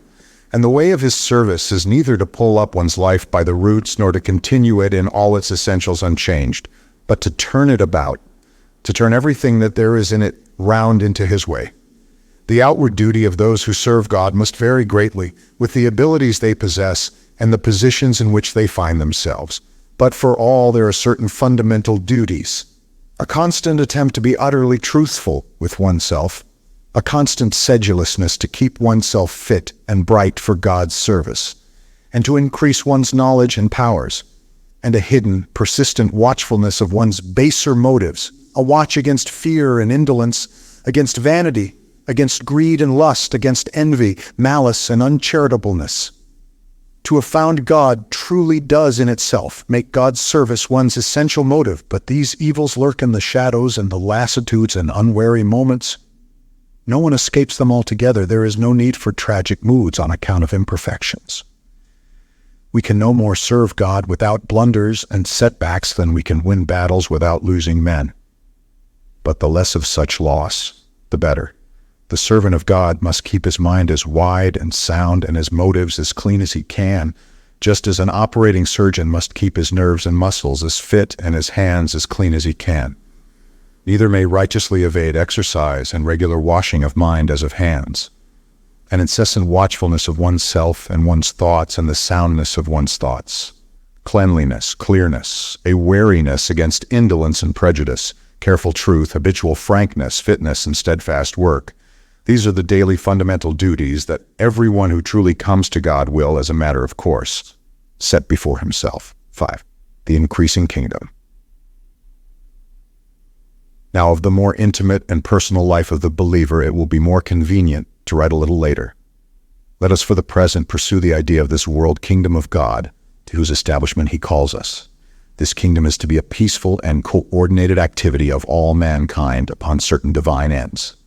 These, we conceive, are first, the maintenance of the racial life. Secondly, the exploration of the external being of nature as it is and as it has been. That is to say, history and science. Thirdly, that exploration of inherent human possibility, which is art. Fourthly, that clarification of thought and knowledge, which is philosophy. And finally, the progressive enlargement and development of the racial life under these lights, so that God may work through a continually better body of humanity and through better and better equipped minds, that he and our race may increase forever, working unendingly upon the development of the powers of life and the mastery of the blind forces of matter throughout the deeps of space. He sets out with us, we are persuaded, to conquer ourselves and our world and the stars. And beyond the stars our eyes can as yet see nothing. Our imaginations reach and fail. Beyond the limits of our understanding is the veiled being of fate, whose face is hidden from us. It may be that minds will presently appear among us of such a quality that the face of that unknown will not be altogether hidden. But the business of such ordinary lives as ours is the setting up of this earthly kingdom of God. That is the form into which our lives must fall and our consciences adapt themselves. Belief in God as the invisible King brings with it almost necessarily a conception of this coming kingdom of God on earth. Each believer, as he grasps this natural and immediate consequence of the faith that has come into his life, will form at the same time a utopian conception of this world changed in the direction of God's purpose. The vision will follow the realization of God's true nature and purpose as a necessary second step. And he will begin to develop the latent citizen of this world state in himself. He will fall in with the idea of the worldwide sanities of this new order being drawn over the warring outlines of the present, and of men falling out of relationship with the old order and into relationship with the new. Many men and women are already working today at tasks that belong essentially to God's kingdom, tasks that would be of the same essential nature if the world were now a theocracy. For example, they are doing or sustaining scientific research or education or creative art. They're making roads to bring men together. They are doctors, working for the world's health. They are building homes. They are constructing machinery to save and increase the powers of men. Such men and women need only to change their orientation, as men will change about at a work table when the light that was coming in a little while ago from the southern windows begins presently to come in chiefly from the west, to become open and confessed servants of God. This work that they were doing for ambition or the love of men or the love of knowledge or what seemed the inherent impulse to the work itself or for money or honor or country or king, they will realize they are doing for God and by the power of God. Self-transformation into a citizen of God's kingdom and a new realization of all earthly politics as no more than the struggle to define and achieve the kingdom of God in the earth. Follow on, without any need for a fresh spiritual impulse, from the moment when God and the believer meet and clasp one another. This transfiguration of the world into a theocracy may seem a merely fantastic idea to anyone who comes to it freshly without such general theological preparation as the preceding pages have made. But to anyone who has been at the pains to clear his mind even a little from the obsession of existing but transitory things, it ceases to be a mere suggestion and becomes more and more manifestly the real future of mankind. From the phase of "so things should be," the mind will pass very rapidly to the realization that "so things will be." Towards this, the directive wills among men have been drifting more and more steadily and perceptibly, and with fewer eddyings and retardations for many centuries. The purpose of mankind will not be always thus confused and fragmentary. This dissemination of willpower is a phase. The age of the warring tribes and kingdoms and empires that began 100 centuries or so ago draws to its close. The kingdom of God on earth is not a metaphor, not a mere spiritual state, not a dream, not an uncertain project. It is the thing before us. It is the close and inevitable destiny of mankind. In a few score years, the faith of the true God will be spreading about the world. The few halting confessions of God that one hears here and there today, like that little twittering of birds which comes before the dawn, will have swollen to a choral unanimity. In but a few centuries, the whole world will be openly, confessedly, preparing for the kingdom. In but a few centuries, God will have led us out of the dark forest of these present wars and confusions into the open brotherhood of his rule. 6. What is my place in the kingdom? This conception of the general life of mankind as a transformation at thousands of points of the confused, egotistical, proprietary, partisan, nationalist, life-wasting chaos of human life today into the coherent development of the world kingdom of God provides the form into which everyone who comes to the knowledge of God will naturally seek to fit his every thought and activity. The material greeds, the avarice, fear, rivalries, and ignoble ambitions of a disordered world will be challenged and examined under one general question: what am I in the kingdom of God? It has already been suggested that there is a great and growing number of occupations that belong already to God's kingdom: research, teaching, creative art, creative administration, cultivation, construction, maintenance, and the honest satisfaction of honest, practical human needs. For such people, conversion to the intimacy of God means at most a change in the spirit of their work, a refreshed energy, a clearer understanding, a new zeal, a completer disregard of gains and praises and promotion. Pay, honors, and the like cease to be the inducement of effort. Service and service alone is the criterion that the quickened conscience will recognize. Most of such people will find themselves in positions in which service is mingled with activities of a baser sort, in which service is a little warped and deflected by old traditions and usage, by mercenary and commercial considerations, by some inherent or special degradation of purpose. The Spirit of God will not let the believer rest until his life is readjusted and, as far as possible, freed from the waste of these base diversions. For example, a scientific investigator, lit and inspired by great inquiries, may be hampered by the conditions of his professorship or research fellowship, which exact an appearance of practical results. Or he may be obliged to lecture or conduct classes. He may be able to give but half his possible gift to the work of his real aptitude, and that at a sacrifice of money and reputation among short-sighted but influential contemporaries. Well, if he is by nature an investigator, he will know that the research is what God needs of him. He cannot continue it at all if he leaves his position, and so he must needs waste something of his gift to save the rest. But should a poorer or a humbler post offer him better opportunity, there lies his work for God. There one has a very common and simple type of the problems that will arise in the lives of men when they are lit by sudden realization of the immediacy of God. Akin to that case is the perplexity of any successful physician between the increase of knowledge and the public welfare on the one hand, and the lucrative possibilities of his practice among wealthy people on the other.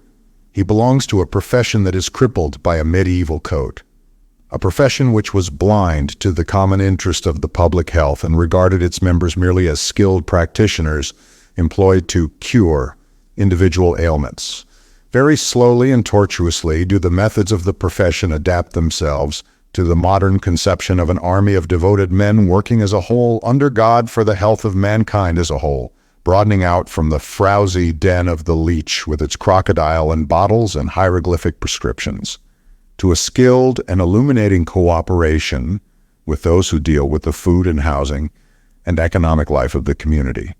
And again, quite parallel with these personal problems is the trouble of the artist, between the market and vulgar fame on the one hand and his divine impulse on the other. The presence of God will be a continual light and help in every decision that must be made by men and women in these more or less vitiated, but still fundamentally useful and righteous positions. The trouble becomes more marked and more difficult in the case of a man who is a manufacturer or a trader, the financier of business enterprise or the proprietor of great estates. The world is in need of manufactures, and that goods should be distributed. Land must be administered, and new economic possibilities developed. The drift of things is in the direction of state ownership and control, but in a great number of cases the state is not ripe for such undertakings. It commands neither sufficient integrity nor sufficient ability, and the proprietor of factory, store, credit, or land must continue in possession, holding as a trustee for God, and so far as lies in his power, preparing for his supersession by some more public administration. Modern religion admits of no facile flights from responsibility. It permits no headlong resort to the wilderness and sterile virtue. It counts the recluse who fasts among scorpions in a cave as no better than a deserter in hiding. It unhesitatingly forbids any rich young man to sell all that he has and give to the poor. Himself and all that he has must be alike dedicated to God. The plain duty that will be understood by the proprietor of land and of every sort of general need and service, so soon as he becomes aware of God, is so to administer his possessions as to achieve the maximum of possible efficiency, the most generous output, and the least private profit. He may set aside a salary for his maintenance. The rest he must deal with like a zealous public official.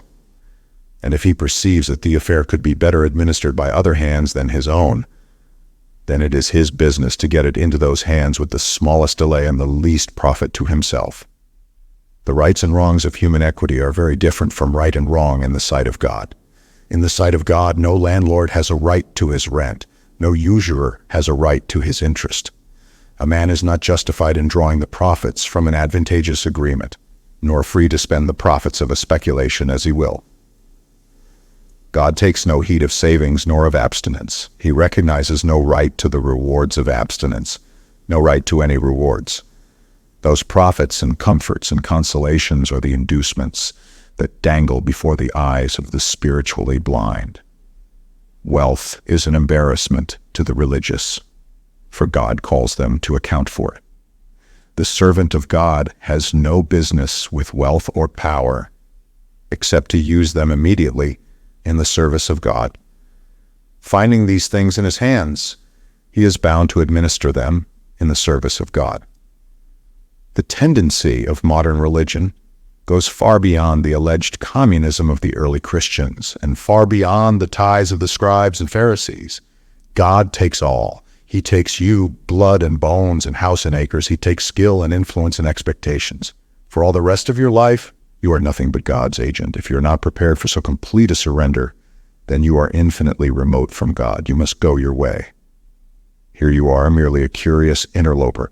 Perhaps you have been desiring God as an experience or coveting him as a possession. You have not begun to understand. This that we are discussing in this book is as yet nothing for you. 7. Adjusting life. This picturing of a human world more to the mind of God than this present world, and the discovery and realization of one's own place and work in and for that kingdom of God is the natural next phase in the development of the believer.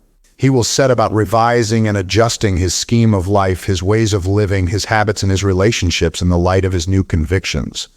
Most men and women who come to God will have already a certain righteousness in their lives. These things happen like a thunderclap, only in not strange, exceptional cases. And the same movements of the mind that have brought them to God will already have brought their lives into a certain rightness of direction and conduct. Yet occasionally, there will be someone to whom the self-examination that follows conversion will reveal an entirely wrong and evil way of living. It may be that the light has come to some rich idler doing nothing but follow a pleasurable routine, or to someone following some highly profitable and amusing but socially useless or socially mischievous occupation. One may be an advocate at the disposal of any man's purpose, or an actor or actress ready to fall in with any theatrical enterprise. Or a woman may find herself a prostitute or a pet wife, a mere kept instrument of indulgence. These are lives of prey. These are lives of futility. The light of God will not tolerate such lives. Here, religion can bring nothing but a severance from the old way of life altogether, a break and a struggle towards use and service and dignity. But even here it does not follow that because a life has been wrong, the new life that begins must be far as the poles asunder from the old. Every sort of experience that has ever come to a human being is in the self that he brings to God. And there is no reason why a knowledge of evil ways should not determine the path of duty. No one can better devise protections against vices than those who have practiced them. None know temptations better than those who have fallen. If a man has followed an evil trade, it becomes him to use his knowledge of the tricks of that trade to help end it. He knows the charities it may claim and the remedies it needs. A very interesting case to discuss in relation to this question of adjustment is that of the barrister. A practicing barrister under contemporary conditions does indeed give most typically the opportunity for examining the relation of an ordinary, self-respecting worldly life to life under the dispensation of God discovered. A barrister is usually a man of some energy and ambition. His honor is molded by the traditions of an ancient and antiquated profession, instinctively self-preserving and yet with a real desire for consistency and respect. As a profession, it has been greedy and defensively conservative. But it has never been shameless, nor has it ever broken faith with its own large and selfish but quite definite propositions. It has never, for instance, had the shamelessness of such a traditionless and undisciplined class as the early factory organizers. It has never had the dull, incoherent wickedness of the sort of men who exploit drunkenness and the turf. It offends within limits. Barristers can be and are disbarred. But it is now a profession extraordinarily out of date. Its code of honor derives from a time of cruder and lower conceptions of human relationship. It apprehends the state as a mere ring kept about private disputations. It has not begun to move towards the modern conception of the collective enterprise as the determining criterion of human conduct.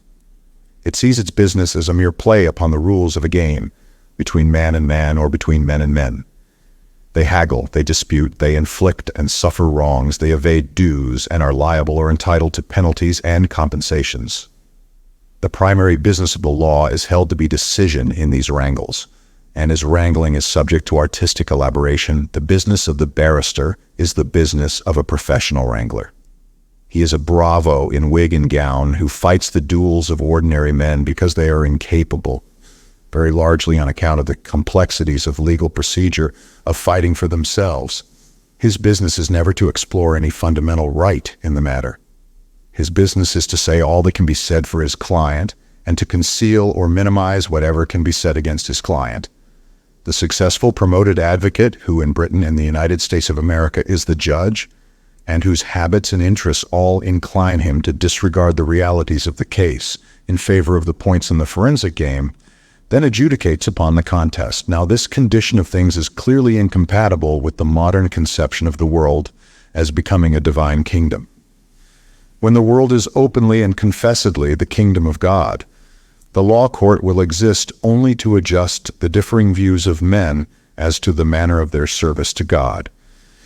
The only right of action one man will have against another will be that he has been prevented or hampered or distressed by the other in serving God.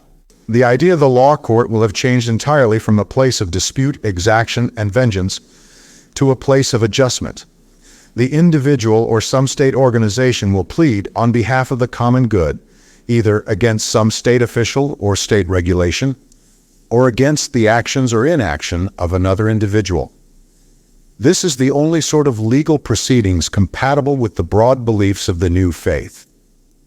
Every religion that becomes ascendant, insofar as it is not otherworldly, must necessarily set its stamp upon the methods and administration of the law. That this was not the case with Christianity is one of the many contributory aspects that lead one to the conviction that it was not Christianity that took possession of the Roman Empire, but an imperial adventurer who took possession of an all too complacent Christianity.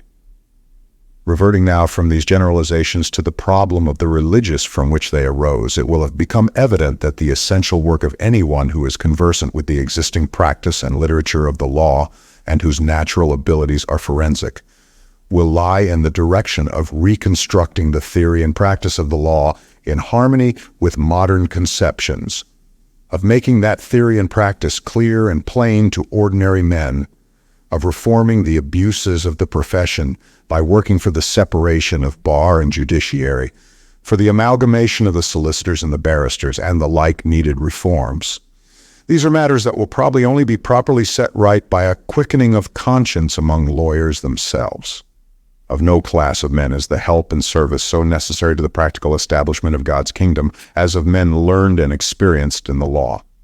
And there is no reason why for the present an advocate should not continue to plead in the courts, provided he does his utmost only to handle cases in which he believes he can serve the right. Few righteous cases are ill-served by a frank disposition on the part of lawyer and client to put everything before the court. Thereby, of course, there arises a difficult case of conscience. What if a lawyer, believing his client to be in the right, discovers him to be in the wrong? He cannot throw up the case unless he has been scandalously deceived, because so he would betray the confidence his client has put in him to see him through. He has a right to give himself away, but not to give away his client in this fashion. If he has a chance of a private consultation, I think he ought to do his best to make his client admit the truth of the case and give in, but failing this, he has no right to be virtuous on behalf of another. No man may play God to another.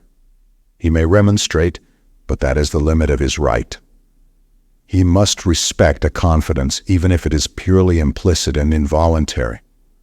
I admit that here the barrister is in a cleft stick, that he must see the business through according to the confidence his client has put in him, and afterwards be as sorry as he may be if an injustice ensues. And also, I would suggest a lawyer may, with a fairly good conscience, defend a guilty man as if he were innocent, to save him from unjustly heavy penalties. This comparatively full discussion of the barrister's problem has been embarked upon because it does bring in a very typical fashion, just those uncertainties and imperfections that abound in real life. Religious conviction gives us a general direction, but it stands aside for many of these entangled struggles in the jungle of conscience. Practice is often easier than a rule. In practice, a lawyer will know far more accurately than a hypothetical case can indicate how far he is bound to see his client through, and how far he may play the keeper of his client's conscience. And nearly every day there happens instances where the most subtle casuistry will fail, and the finger of conscience point unhesitatingly. One may have worried long in the preparation and preliminaries of the issue. One may bring the case at last into the final court of conscience in an apparently hopeless tangle. Then suddenly comes decision. The procedure of that silent, lit, and empty court, in which a man states his case to God, is very simple and perfect. The excuses and the special pleading shrivel and vanish. In a little while the case lies bare and plain. 8. The oath of allegiance.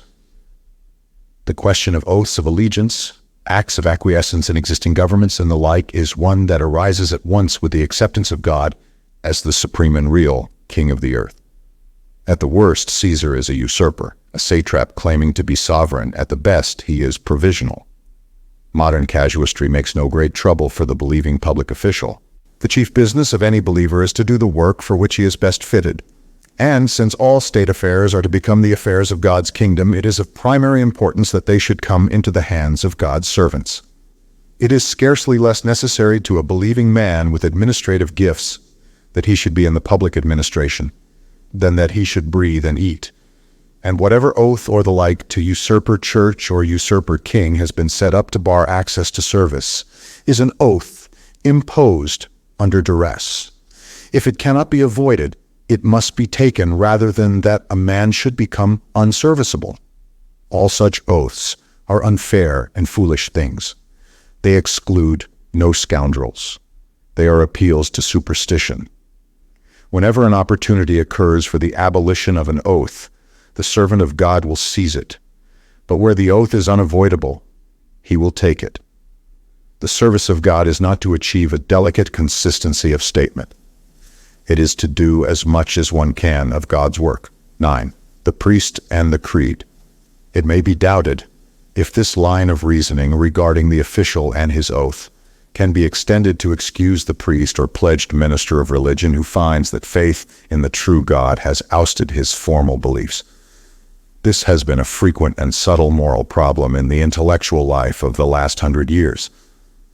It has been increasingly difficult for any class of reading, talking, and discussing people, such as the bulk of the priesthoods of the Christian churches, to escape hearing and reading the accumulated criticism of the Trinitarian theology and of the popularly accepted story of man's fallen salvation. Some have no doubt defeated this universal and insidious critical attack entirely, and honestly established themselves in a right-down acceptance of the articles and disciplines to which they have subscribed and of the creeds they profess and repeat. Some have recanted and abandoned their positions in the priesthood, but a great number have neither resisted the bacillus of criticism nor left the churches to which they are attached. They have adopted compromises, they have qualified their creeds with modifying footnotes of essential repudiation. They have decided that plain statements are metaphors and have undercut, transposed, and inverted the most vital points of the vulgarly accepted beliefs. One may find within the Anglican Communion Arians, Unitarians, atheists, disbelievers in immortality, attenuators of miracles. There is scarcely a doubt or a cavil that has not found a lodgment within the ample charity of the English establishment. I have been interested to hear one distinguished canon deplore that they did not identify the Logos with the third instead of the second person of the Trinity, and another distinguished Catholic apologist declare his indifference to the historical Jesus. Within most of the Christian communions, one may believe anything or nothing, provided only that one does not call too public an attention to one's eccentricity. The late Reverend Charles Voysey, for example, preached plainly in his church at Heelof against the divinity of Christ unhindered. It was only when he published his sermons under the provocative title of The Sling and the Stone, and caused an outcry beyond the limits of his congregation, that he was indicted and deprived. Now the reasons why these men do not leave the ministry or priesthood in which they find themselves are often very plausible. It is probable that in very few cases is the retention of stipend or incumbency a conscious dishonesty. At the worst, it is mitigated by thought for wife or child. It has only been during very exceptional phases of religious development and controversy that beliefs have been really sharp. A creed, like a coin, it may be argued, loses little in practical value because it is worn, or bears the image of a vanished king. The religious life is a reality that has clothed itself in many garments, and the concern of the priest or minister is with the religious life, and not with the poor symbols that may indeed pretend to express, but do, as a matter of fact, no more than indicate its direction. It is quite possible to maintain that the church and not the creed is the real and valuable instrument of religion, that the religious life is sustained not by its propositions, but by its routines. Anyone who seeks the intimate discussion of spiritual things with professional divines will find this is the substance of the case for the ecclesiastical skeptic. His church, he will admit, mumbles its statement of truth, but where else is truth? What better formulae are to be found for ineffable things? And meanwhile, he does good. That may be a valid defense before a man finds God. But we who profess the worship and fellowship of the living God deny that religion is a matter of ineffable things. The way of God is plain and simple and easy to understand.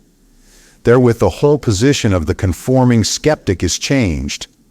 If a professional religious has any justification at all for his professionalism, it is surely that he proclaims the nearness and greatness of God.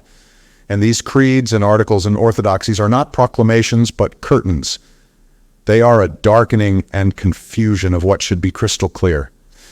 What compensatory good can a priest pretend to do when his primary business is the truth and his method a lie? The oaths and incidental conformities of men who wish to serve God in the state are on a different footing altogether from the falsehood and mischief of one who knows the true God and yet recites to a trustful congregation, foists upon a trustful congregation, a misleading and ill-phrased Levantine creed.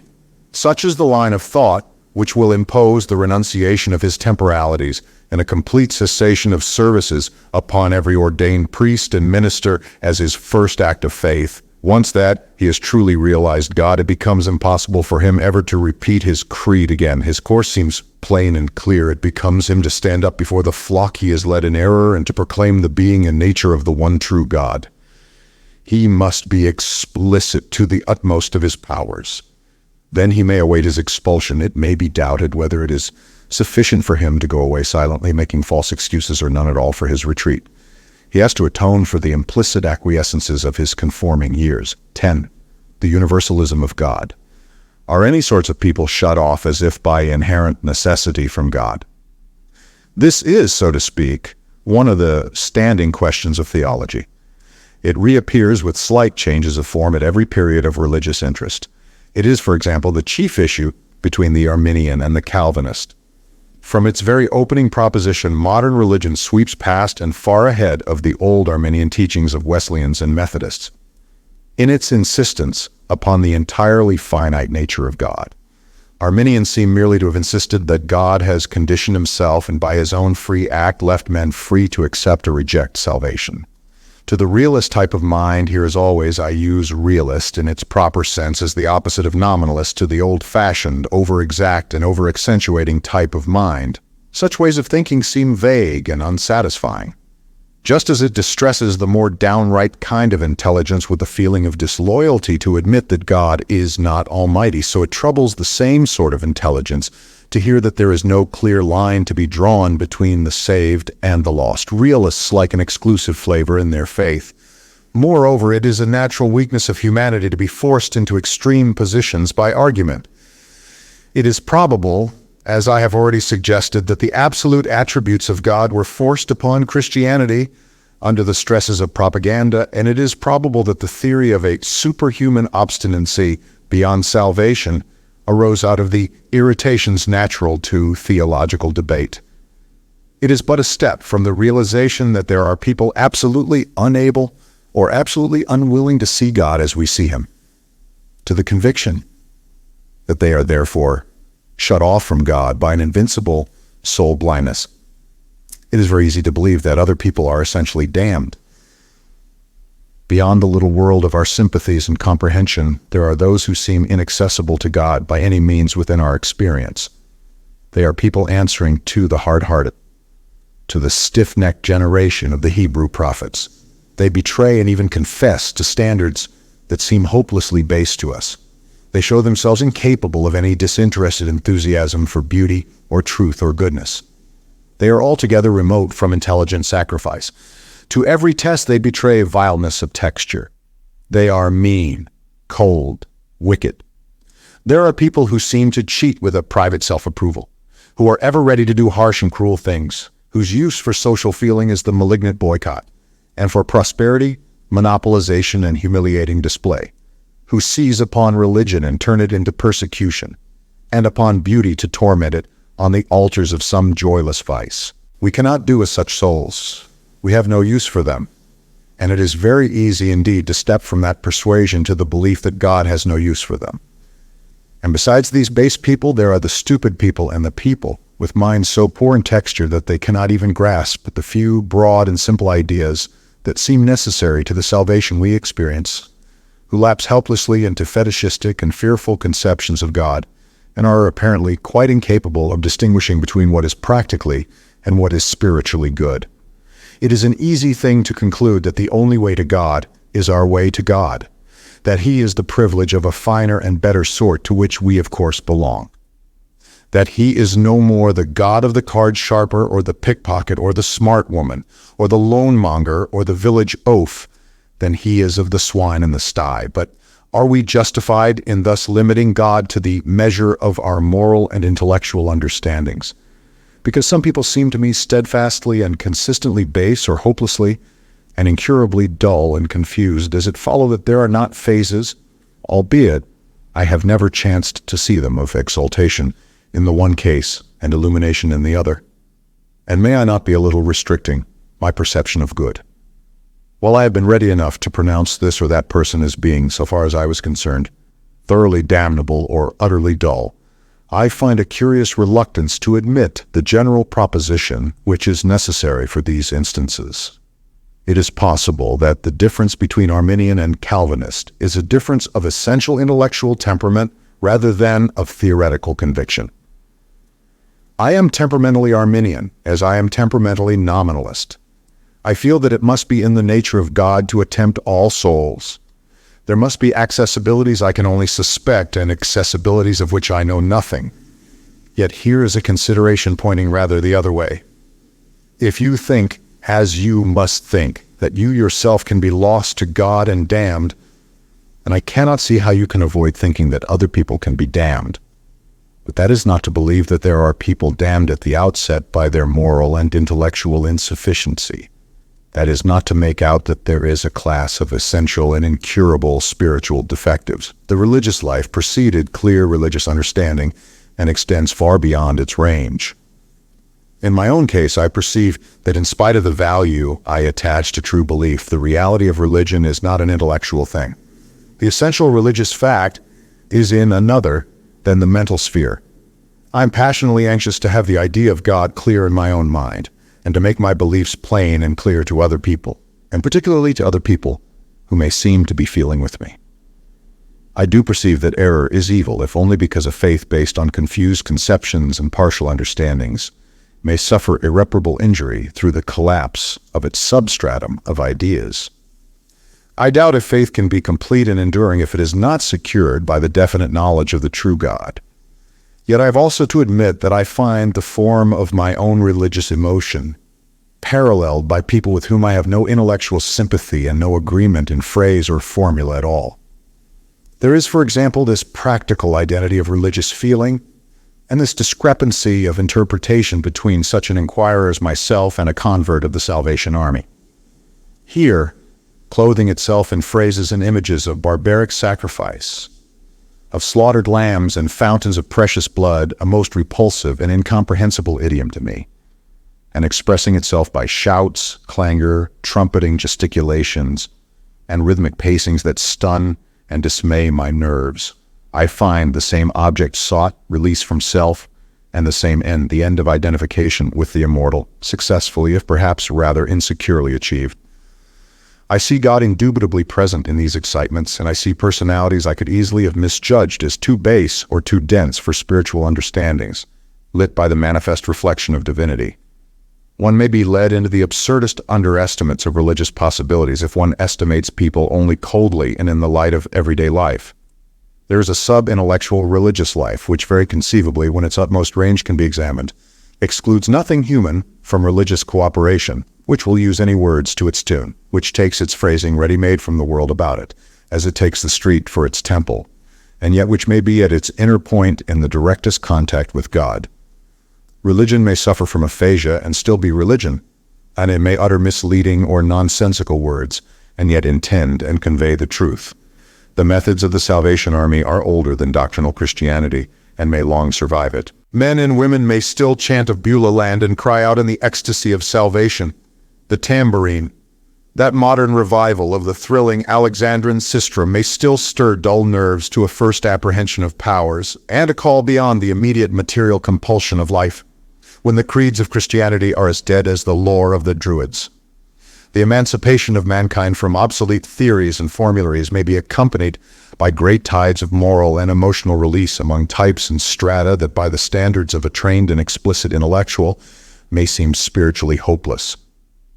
It is not necessary to imagine the whole world critical and lucid in order to imagine the whole world unified in religious sentiment, comprehending the same phrases and coming together regardless of class and race and quality in the worship and service of the true God.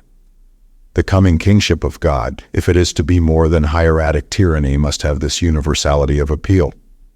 As the head grows clear, the body will turn in the right direction. To the mass of men, modern religion says, this is the God it has always been in your nature to apprehend. 11. God and the love and status of women. Now that we are discussing the general question of individual conduct, it will be convenient to take up again and restate in that relationship propositions already made very plainly in the second and third chapters. Here there are several excellent reasons for a certain amount of deliberate repetition. All the mystical relations of chastity, virginity, and the like with religion, those questions of physical status that play so large a part in most contemporary religions, have disappeared from modern faith. Let us be as clear as possible upon this. God is concerned by the health and fitness and vigor of his servants. We owe him our best and utmost, but he has no special concern and no special preferences or commandments regarding sexual things. Christ, it is manifest, was of the modern faith in these matters. He welcomed the Magdalene, neither would he condemn the woman taken in adultery. Manifestly, corruption and disease were not to stand between him and those who sought God in him. But the Christianity of the creeds, in this as in so many respects, does not rise to the level of its founder, and it is as necessary to repeat today as though the name of Christ had not been ascendant for 19 centuries, that sex is a secondary thing to religion and sexual status of no account in the presence of God. It follows quite logically that God does not discriminate between man and woman in any essential things. We leave our individuality behind us when we come into the presence of God. Sex is not disavowed, but forgotten, just as one's last meal is forgotten, which also is a difference between the religious moment of modern faith and certain Christian sacraments. You are a believer and God is at hand to you. Heed not your state, reach out to him and he is there.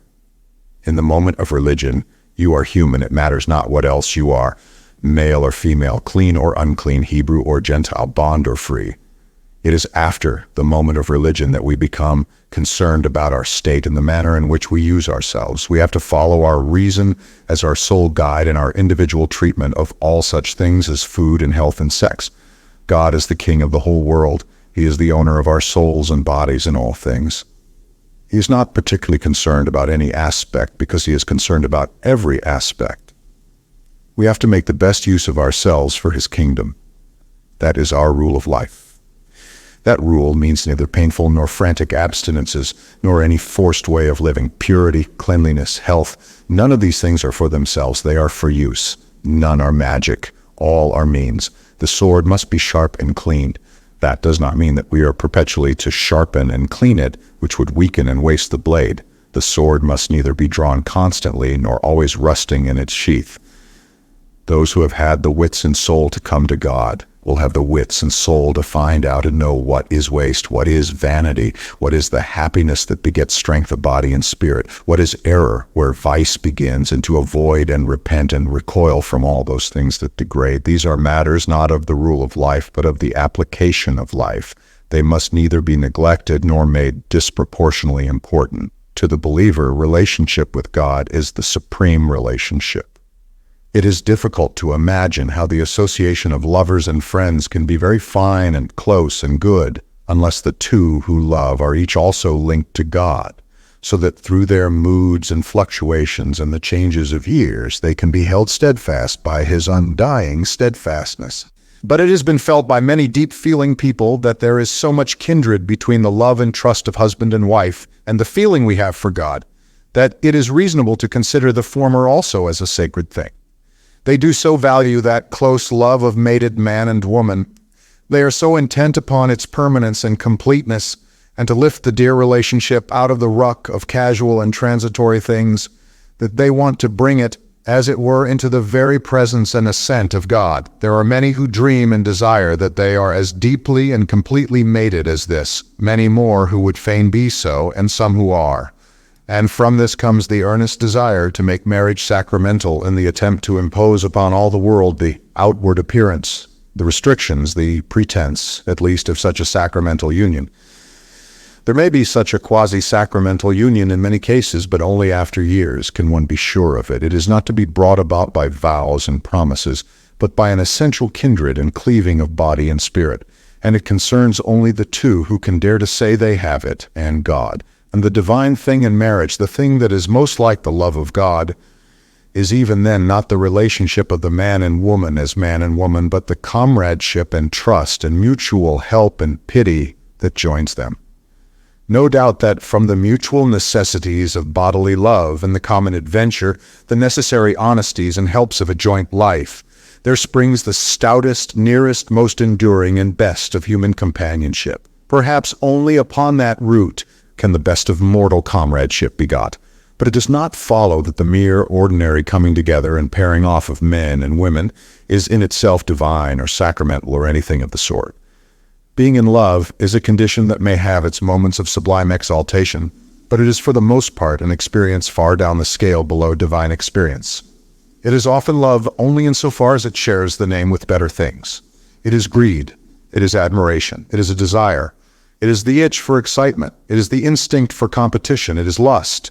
It is curiosity. It is adventure. It is jealousy. It is hate. On 100 scores, lovers meet and part. Thereby some few find true love in the Spirit of God in themselves or others. Lovers may love God in one another. I do not deny it. That is no reason why the imitation and outward form of this great happiness should be made an obligation upon all men and women who are attracted by one another, nor why it should be woven into the essentials of religion. For women, much more than for men, is this confusion dangerous, lest a personal love should shape and dominate their lives instead of God. He for God only, she for God in him, phrases the idea of Milton and of ancient Islam. It is the formula of sexual infatuation, a formula quite easily inverted as the end of Goethe's Faust. The woman's soul leadeth us upward and on, may witness. The whole drift of modern religious feeling is against this exaggeration of sexual feeling, these moods of sexual slavishness in spiritual things. Between the healthy love of ordinary mortal lovers in love and the love of God, there is an essential contrast and opposition in this, that preference, exclusiveness, and jealousy seem to be in the very nature of the former and are absolutely incompatible with the latter. The former is the intensest realization of which our individualities are capable. The latter is the way of escape from the limitations of individuality. It may be true that a few men and more women do achieve the completest unselfishness and self-abandonment in earthly love. So the poets and romancers tell us, if so, it is that by an imaginative perversion, they have given to some attractive person a worship that should be reserved for God, and a devotion that is normally evoked only by little children in their mother's heart. It is not the way between most of the men and women one meets in this world, but between God and the believer, there is no other way, there is nothing else but self-surrender and the ending of self. Chapter the 6th, Modern Ideas of Sin and Damnation. 1. The biological equivalent of sin. If the reader who is unfamiliar with scientific things will obtain and read Metchnikoff's Nature of Man, he will find there an interesting summary of the biological facts that bear upon and destroy the delusion that there is such a thing as individual perfection, that there is even ideal perfection for humanity. With an abundance of convincing instances, Professor Metchnikoff demonstrates that life is a system of disharmonies, capable of no perfect way, that there is no perfect dieting, no perfect sexual life, no perfect happiness, no perfect conduct. He releases one from the arbitrary but all too easy assumption that there is even an ideal perfection in organic life. He sweeps out of the mind with all the confidence and conviction of a physiological specialist any idea that there is a perfect man or a conceivable perfect man. It is in the nature of every man to fall short at every point from perfection. From the biological point of view, we are as individuals a series of involuntary tries on the part of an imperfect species towards an unknown end. Our spiritual nature follows our bodily, as a glove follows a hand. We are disharmonious beings, and salvation no more makes an end to the defects of our souls than it makes an end to the decay of our teeth, or to those vestigial structures of our body that endanger our physical welfare. Salvation leaves us still disharmonious and adds not an inch to our spiritual and moral stature. 2. What is damnation? Let us now take up the question of what is sin, and what we mean by the term damnation in the light of this view of human reality. Most of the great world religions are as clear as Professor Metchnikoff that life in the world is a tangle of disharmonies, and in most cases they supply a more or less myth-like explanation. They declare that evil is one side of the conflict between Ahriman and Ormazd, or that it is the punishment of an act of disobedience, of the fall of man and world alike from a state of harmony. Their case, like his, is that this world is damned. We do not find the belief that superposed upon the miseries of this world there are the still bitterer miseries of punishments after death, so nearly universal. The endless punishments of hell appear to be an exploit of theory. They have a superadded appearance even in the Christian system, the same common tendency to superlatives and absolutes that makes men ashamed to admit that God is finite, makes them seek to enhance the merits of their Savior by the device of everlasting fire. Conquest over the sorrow of life and the fear of death do not seem to them sufficient for Christ's glory. Now the turning round of the modern mind from a conception of the universe as something derived deductively from the past to a conception of it as something gathering itself adventurously towards the future involves a release from the supposed necessity to tell a story and explain why. Instead comes the inquiry, to what end? We can say without mental discomfort, these disharmonies are here. This damnation is here inexplicably. We can, without any distressful inquiry into ultimate origins, bring our minds to the conception of a spontaneous and developing God, arising out of those stresses in our hearts and in the universe and arising to overcome them. Salvation for the individual is escape from the individual distress at disharmony and the individual defeat by death into the kingdom of God. And damnation can be nothing more and nothing less than the failure or inability or disinclination to make that escape. Something of that idea of damnation as a lack of the will for salvation has crept at a number of points into contemporary religious thought. It was the fine fancy of Swedenborg that the damned go to their own hells of their own accord. It underlies a queer poem, Simpson, by that interesting essayist upon modern Christianity, Mr. Clayton Brock, which I have recently read. Simpson dies and goes to hell. It is rather like the Cromwell Road, and approves of it very highly, and then only is he completely damned. Not to realize that one can be damned is certainly to be damned, such is Mr. Brock's idea. It is his definition of damnation. Satisfaction with existing things is damnation. It is surrender to limitation. It is acquiescence in disharmony. It is making peace with that enemy against whom God fights forever. But whether there are indeed Simpsons who acquiesce always and forever remains for me, as I have already confessed in the previous chapter, a quite open question. My Arminian temperament turns me from the Calvinistic conclusion of Mr. Brock's satire. 3. Sin is not damnation now. The question of sin will hardly concern those damned and lost by nature, if such there be. Sin is not the same thing as damnation as we have just defined damnation. Damnation is a state, but sin is an incident. One is an essential and the other an incidental separation from God. It is possible to sin without being damned. And to be damned is to be in a state when sin scarcely matters, like ink upon a blackamoor.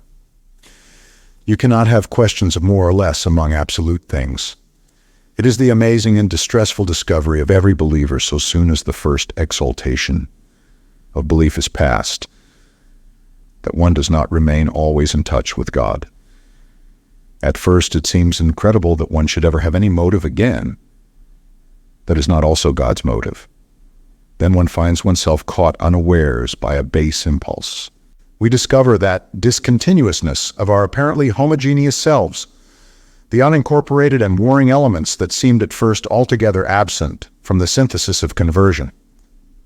We are tripped up by forgetfulness, by distraction, by old habits, by tricks of appearance.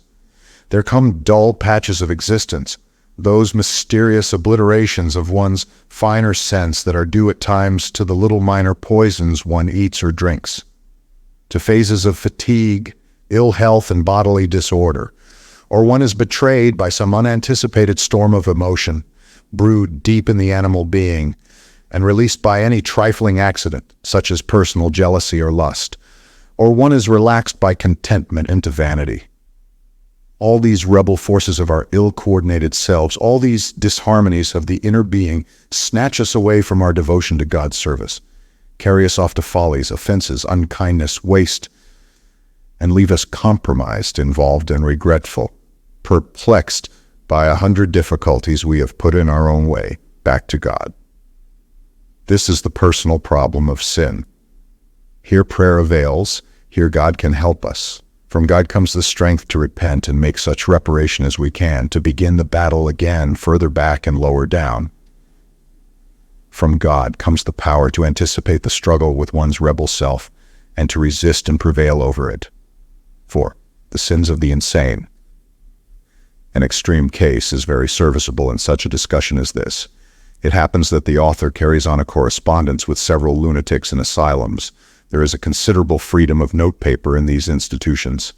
The outgoing letters are no doubt censored or selected in some way, but a proportion at any rate are allowed to go out to their addresses.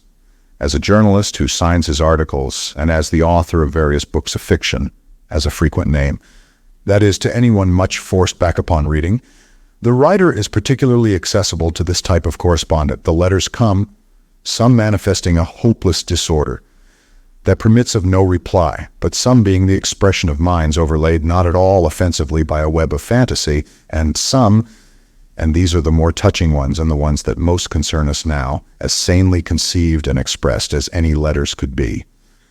They are written by people living lives very like the lives of us who are called sane, except that they lift to a higher excitement and fall to a lower depression, and that these extremer phases of mania or melancholia slip the leash of mental consistency altogether and take abnormal forms. They tap deep founts of impulse such as we of the safer ways of mediocrity do but glimpse under the influence of drugs, or in dreams and rare moments of controllable extravagance. Then the insane become glorious, or they become murderous, or they become suicidal. All these letter writers in confinement have convinced their fellow creatures by some extravagance that they are a danger to themselves or others. The letters that come from such types, written during their sane intervals, are entirely sane.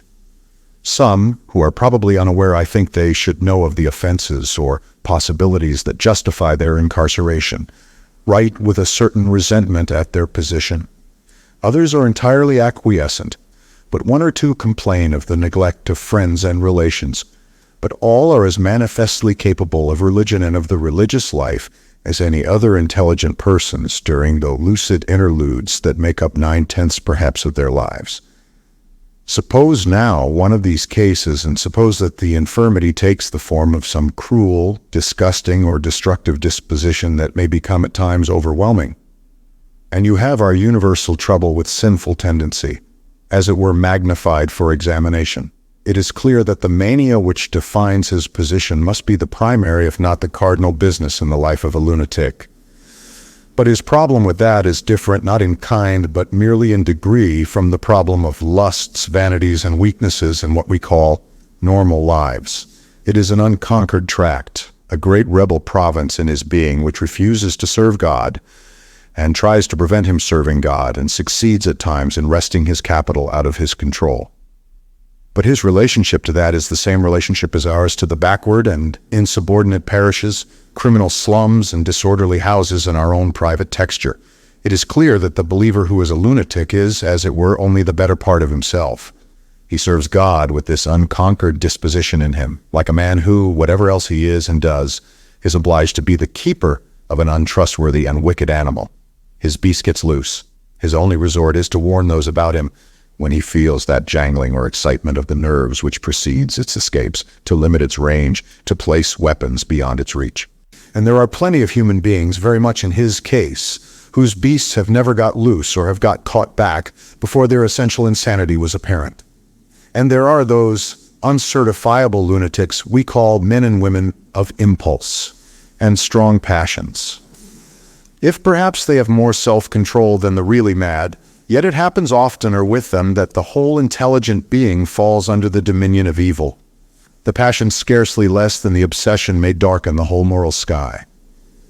Repentance and atonement, nothing less will avail them after the storm has passed, and the sedulous preparation of defenses and palliatives against the return of the storm. This discussion of the lunatic's case gives us indeed usefully coarse and large the lines for the treatment of every human weakness by the servants of God. A weakness, just like the lunatic's mania, becomes a particular charge under God, a special duty for the person it affects.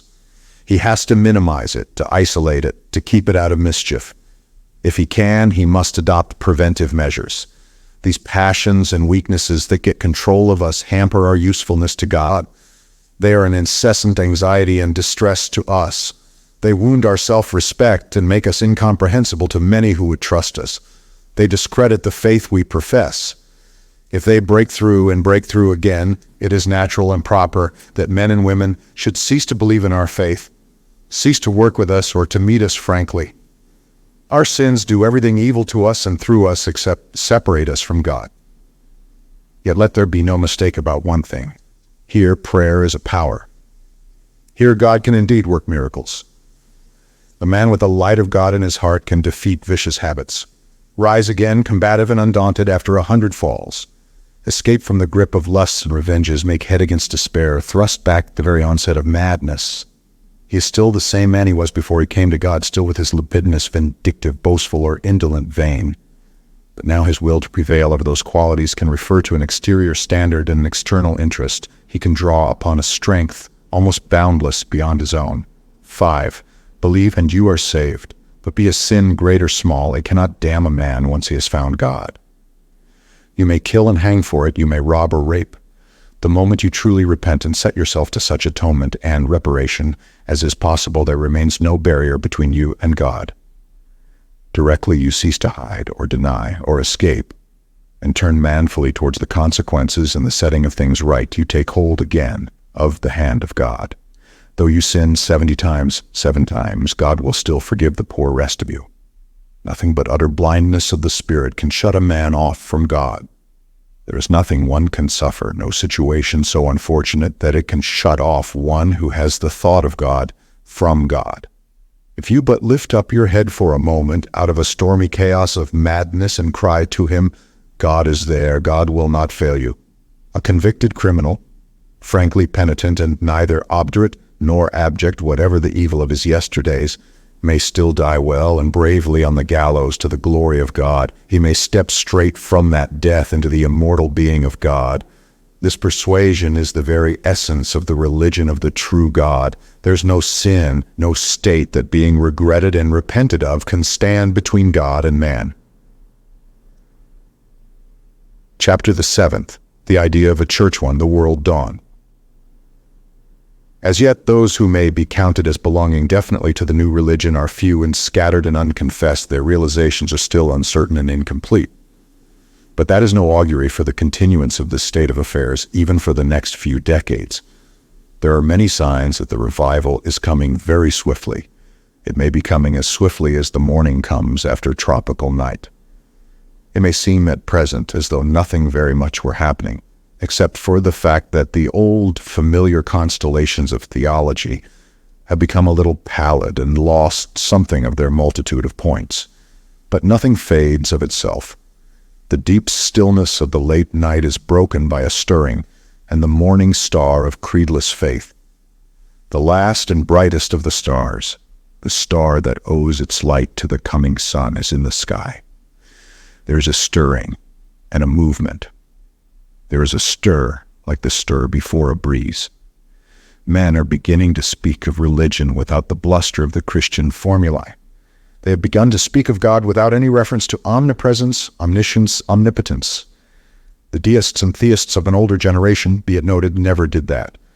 Their supreme being repudiated nothing. He was merely the whittled stump of the Trinity. It is in the last few decades that the Western mind has slipped loose from this absolutist conception of God that has dominated the intelligence of Christendom, at least for many centuries.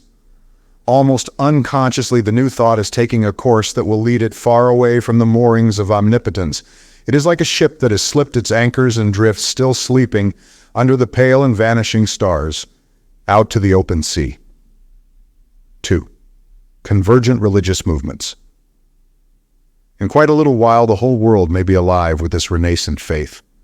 For emancipation from the Trinitarian formularies and from a belief in an infinite God means not merely a great revivification of minds trained under the decadence of orthodox Christianity, minds which have hitherto been hopelessly embarrassed by the choice between pseudo-Christian religion or denial, but also it opens the way towards the completest understanding and sympathy and participation with the kindred movements, for release and for an intensification of the religious life that are going on outside the sphere of the Christian tradition and influence altogether. Allusion has already been made to the sympathetic devotional poetry of Rabindranath Tagore. He stands for a movement in Brahmanism parallel with and assimilable to the worship of the true God of mankind. It is too often supposed that the religious tendency of the East is entirely towards otherworldness, to a treatment of this life as an evil entanglement, and of death as a release and a blessing. It's too easily assumed that Eastern teaching is wholly concerned with renunciation, not merely of self, but of being, with the escape from all effort of any sort into an exalted vacuity. This is indeed neither the spirit of China, nor of Islam, nor of the everyday life of any people in the world. It is not the spirit of the Sikh, nor of these newer developments of Hindu thought. It has never been the spirit of Japan. Today, less than ever, does Asia seem disposed to give up life and the effort of life. just as readily as Europeans, do the Asiatics reach out their arms to that fuller life we can live, that greater intensity of existence to which we can attain by escaping from ourselves. All mankind is seeking God. There is not a nation nor a city in the globe where men are not being urged at this moment by the Spirit of God in them towards the discovery of God. This is not an age of despair, but an age of hope in Asia, as in all the world besides. Islam is undergoing a process of revision closely parallel to that which ransacks Christianity. Tradition and medieval doctrines are being thrust aside in a similar way. There is much probing into the spirit and intention of the founder. The time is almost ripe for a heart-searching dialogue of the dead. How we settled our religions forever and ever. Between, let us say, Eusebius of Caesarea and one of Nizam al-Mulk's tame theologians, they would be drawn together by the same tribulations. They would be in the closest sympathy against the temerity of the moderns. They would have a common courtliness. The Quran is but little read by Europeans. It is ignorantly supposed to contain many things that it does not contain. There is much confusion in people's minds between its text and the ancient Semitic traditions and usages retained by its followers. In places it may seem formless and barbaric, but what it has chiefly to tell of is the leadership of one individualized militant God who claims the rule of the whole world, who favors neither rank nor race, who would lead men to righteousness. It is much more free from sacramentalism, from vestiges of the ancient blood sacrifice and its associated sacerdotalism than Christianity. The religion that will presently sway mankind can be reached more easily from that starting point than from the confused mysteries of Trinitarian theology. Islam was never saddled with a creed. With the very name Islam, submission to God, there is no quarrel for those who hold the new faith. All the world over there is this stirring in the dry bones of the old beliefs. There is scarcely a religion that has not its Bahaism, its modernists, its Brahmo Somaj, its religion without theology, its attempts to escape from old forms and hampering associations to that living and worldwide spiritual reality upon which the human mind almost instinctively insists. It is the same God we all seek. He becomes more and more plainly the same God, so that all this religious stir, which seems so multifold and incidental and disconnected and confused and entirely ineffective today, may be, and most probably will be in quite a few years, a great flood of religious unanimity pouring over and changing all human affairs, sweeping away the old priesthoods and tabernacles and symbols and shrines, the last crumb of the Orphic victim and the last rag of the Serapeum, and turning all men about into one direction as the ships and houseboats swing round together in some great river with the uprush of the tide. 3. Can there be a true church? Among those who are beginning to realize the differences and identities of the revived religion that has returned to them, certain questions of organization and assembly are being discussed.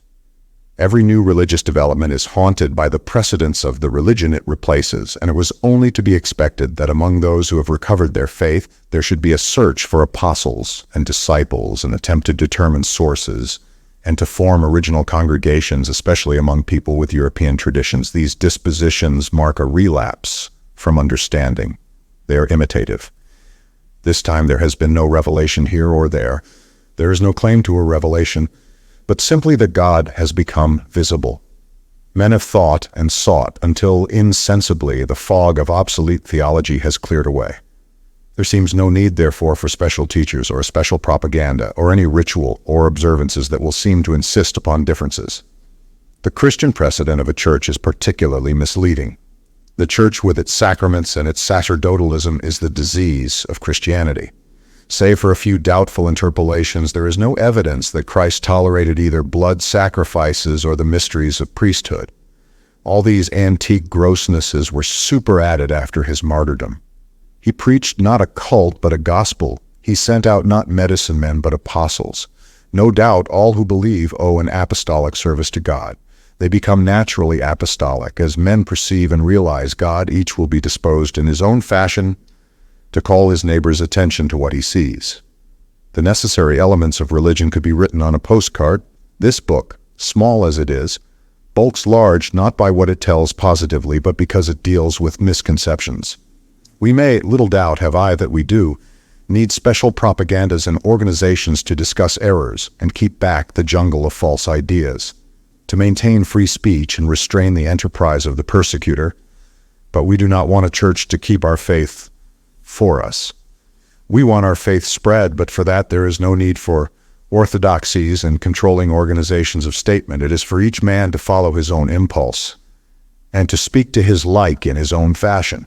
Whatever religious congregations men may form henceforth in the name of the true God must be for their own sakes and not to take charge of religion. The history of Christianity, with its incrustation and suffocation in dogmas and usages, its dire persecutions of the faithful by the unfaithful, its desiccation and its unlovely decay, its invasion by robes and rites, and all the tricks and vices of the Pharisees whom Christ detested and denounced, is full of warning against the dangers of a church. Organization is an excellent thing for the material needs of men, for the draining of towns, the marshalling of traffic, the collecting of eggs and the carrying of letters, the distribution of bread, the notification of measles, for hygiene and economics and such like affairs. The better we organize such things, the freer and better equipped we leave men's minds for nobler purposes, for those adventures and experiments towards God's purpose which are the reality of life. But all organizations must be watched, for whatever is organized can be captured and misused. Repentance, moreover, is the beginning and essential of the religious life, and organizations, acting through their secretaries and officials, never repent. God deals only with the individual for the individual's surrender. He takes no cognizance of committees. Those who are most alive to the realities of living religion are most mistrustful of this congregating tendency. To gather together is to purchase a benefit at the price of a greater loss, to strengthen one's sense of brotherhood by excluding the majority of mankind. Before you know where you are, you will have exchanged the Spirit of God for esprit de corps. You will have reinvented the symbol. You will have begun to keep anniversaries and establish sacramental ceremonies. The disposition to form cliques and exclude and conspire against unlike people is all too strong in humanity to permit of its formal encouragement. Even such organization as is implied by a creed is to be avoided, for all living faith coagulates as you phrase it. In this book I have not given so much as a definite name to the faith of the true God. Organization for worship and collective exaltation also, it may be urged, is of little manifest good. You cannot appoint beforehand a time and place for God to irradiate your soul. All these are very valid objections to the church-forming disposition for organizations under God. Yet still this leaves many dissatisfied. They want to shout out about God. They want to share this great thing with all mankind. Why should they not shout and share? Let them express all that they desire to express in their own fashion by themselves or grouped with their friends as they will. Let them shout chorally if they are so disposed. Let them work in a gang if so they can work the better. But let them guard themselves against the idea that they can have God particularly or exclusively with them in any such undertaking, or that so they can express God rather than themselves. That, I think, states the attitude of the modern spirit toward the idea of a church. Mankind passes forever out of the idolatry of altars, away from the obscene rites of circumcision and symbolical cannibalism, beyond the sway of the ceremonial priest. But if the modern spirit holds that religion cannot be organized or any intermediary thrust between God and man, that does not preclude infinite possibilities of organization and collective action under God and within the compass of religion. There is no reason why religious men should not band themselves the better to attain specific ends. To borrow a term from British politics, there is no objection to ad hoc organizations. The objection lies not against subsidiary organizations for service, but against organizations that may claim to be comprehensive. For example, there is no reason why one should not, and in many cases there are good reasons why one should organize or join associations for the criticism of religious ideas, an employment that may pass very readily into propaganda. Many people feel the need of prayer to resist the evil in themselves and to keep them in mind of divine emotion. And many want not merely prayer, but formal prayer and the support of others, praying in unison. The writer does not understand this desire or need for collective prayer very well. But there are people who appear to do so, and there is no reason why they should not assemble for that purpose. And there is no doubt that divine poetry, divine maxims, religious thought finely expressed may be heard, rehearsed, collected, published, and distributed by associations. The desire for expression implies a sort of assembly, a hearer, at least as well as a speaker. And expression has many forms. People with a strong artistic impulse will necessarily want to express themselves by art when religion touches them, and many arts, architecture, and the drama, for example, are collective undertakings. I do not see why there should not be under God associations for building cathedrals and such like great still places urgent with beauty, into which men and women may go to rest from the clamor of the day's confusions. I do not see why men should not make great shrines and pictures expressing their sense of divine things, and why they should not combine in such enterprises rather than work to fill heterogeneous and chaotic art galleries.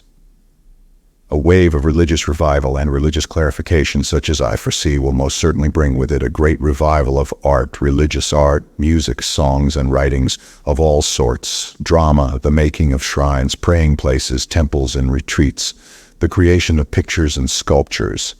It is not necessary to have priestcraft and an organized church for such ends. Such enrichments of feeling and thought are part of the service of God. And again, under God, there may be associations and fraternities for research and pure science, associations for the teaching and simplification of languages, associations for promoting and watching education, associations for the discussion of political problems and the determination of right policies. In all these ways, men may multiply their use by union.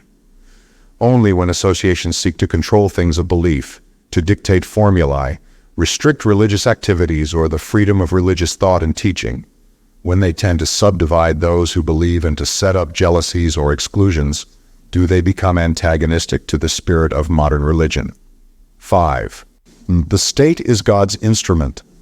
Because religion cannot be organized, because God is everywhere and immediately accessible to every human being, it does not follow that religion cannot organize every other human affair.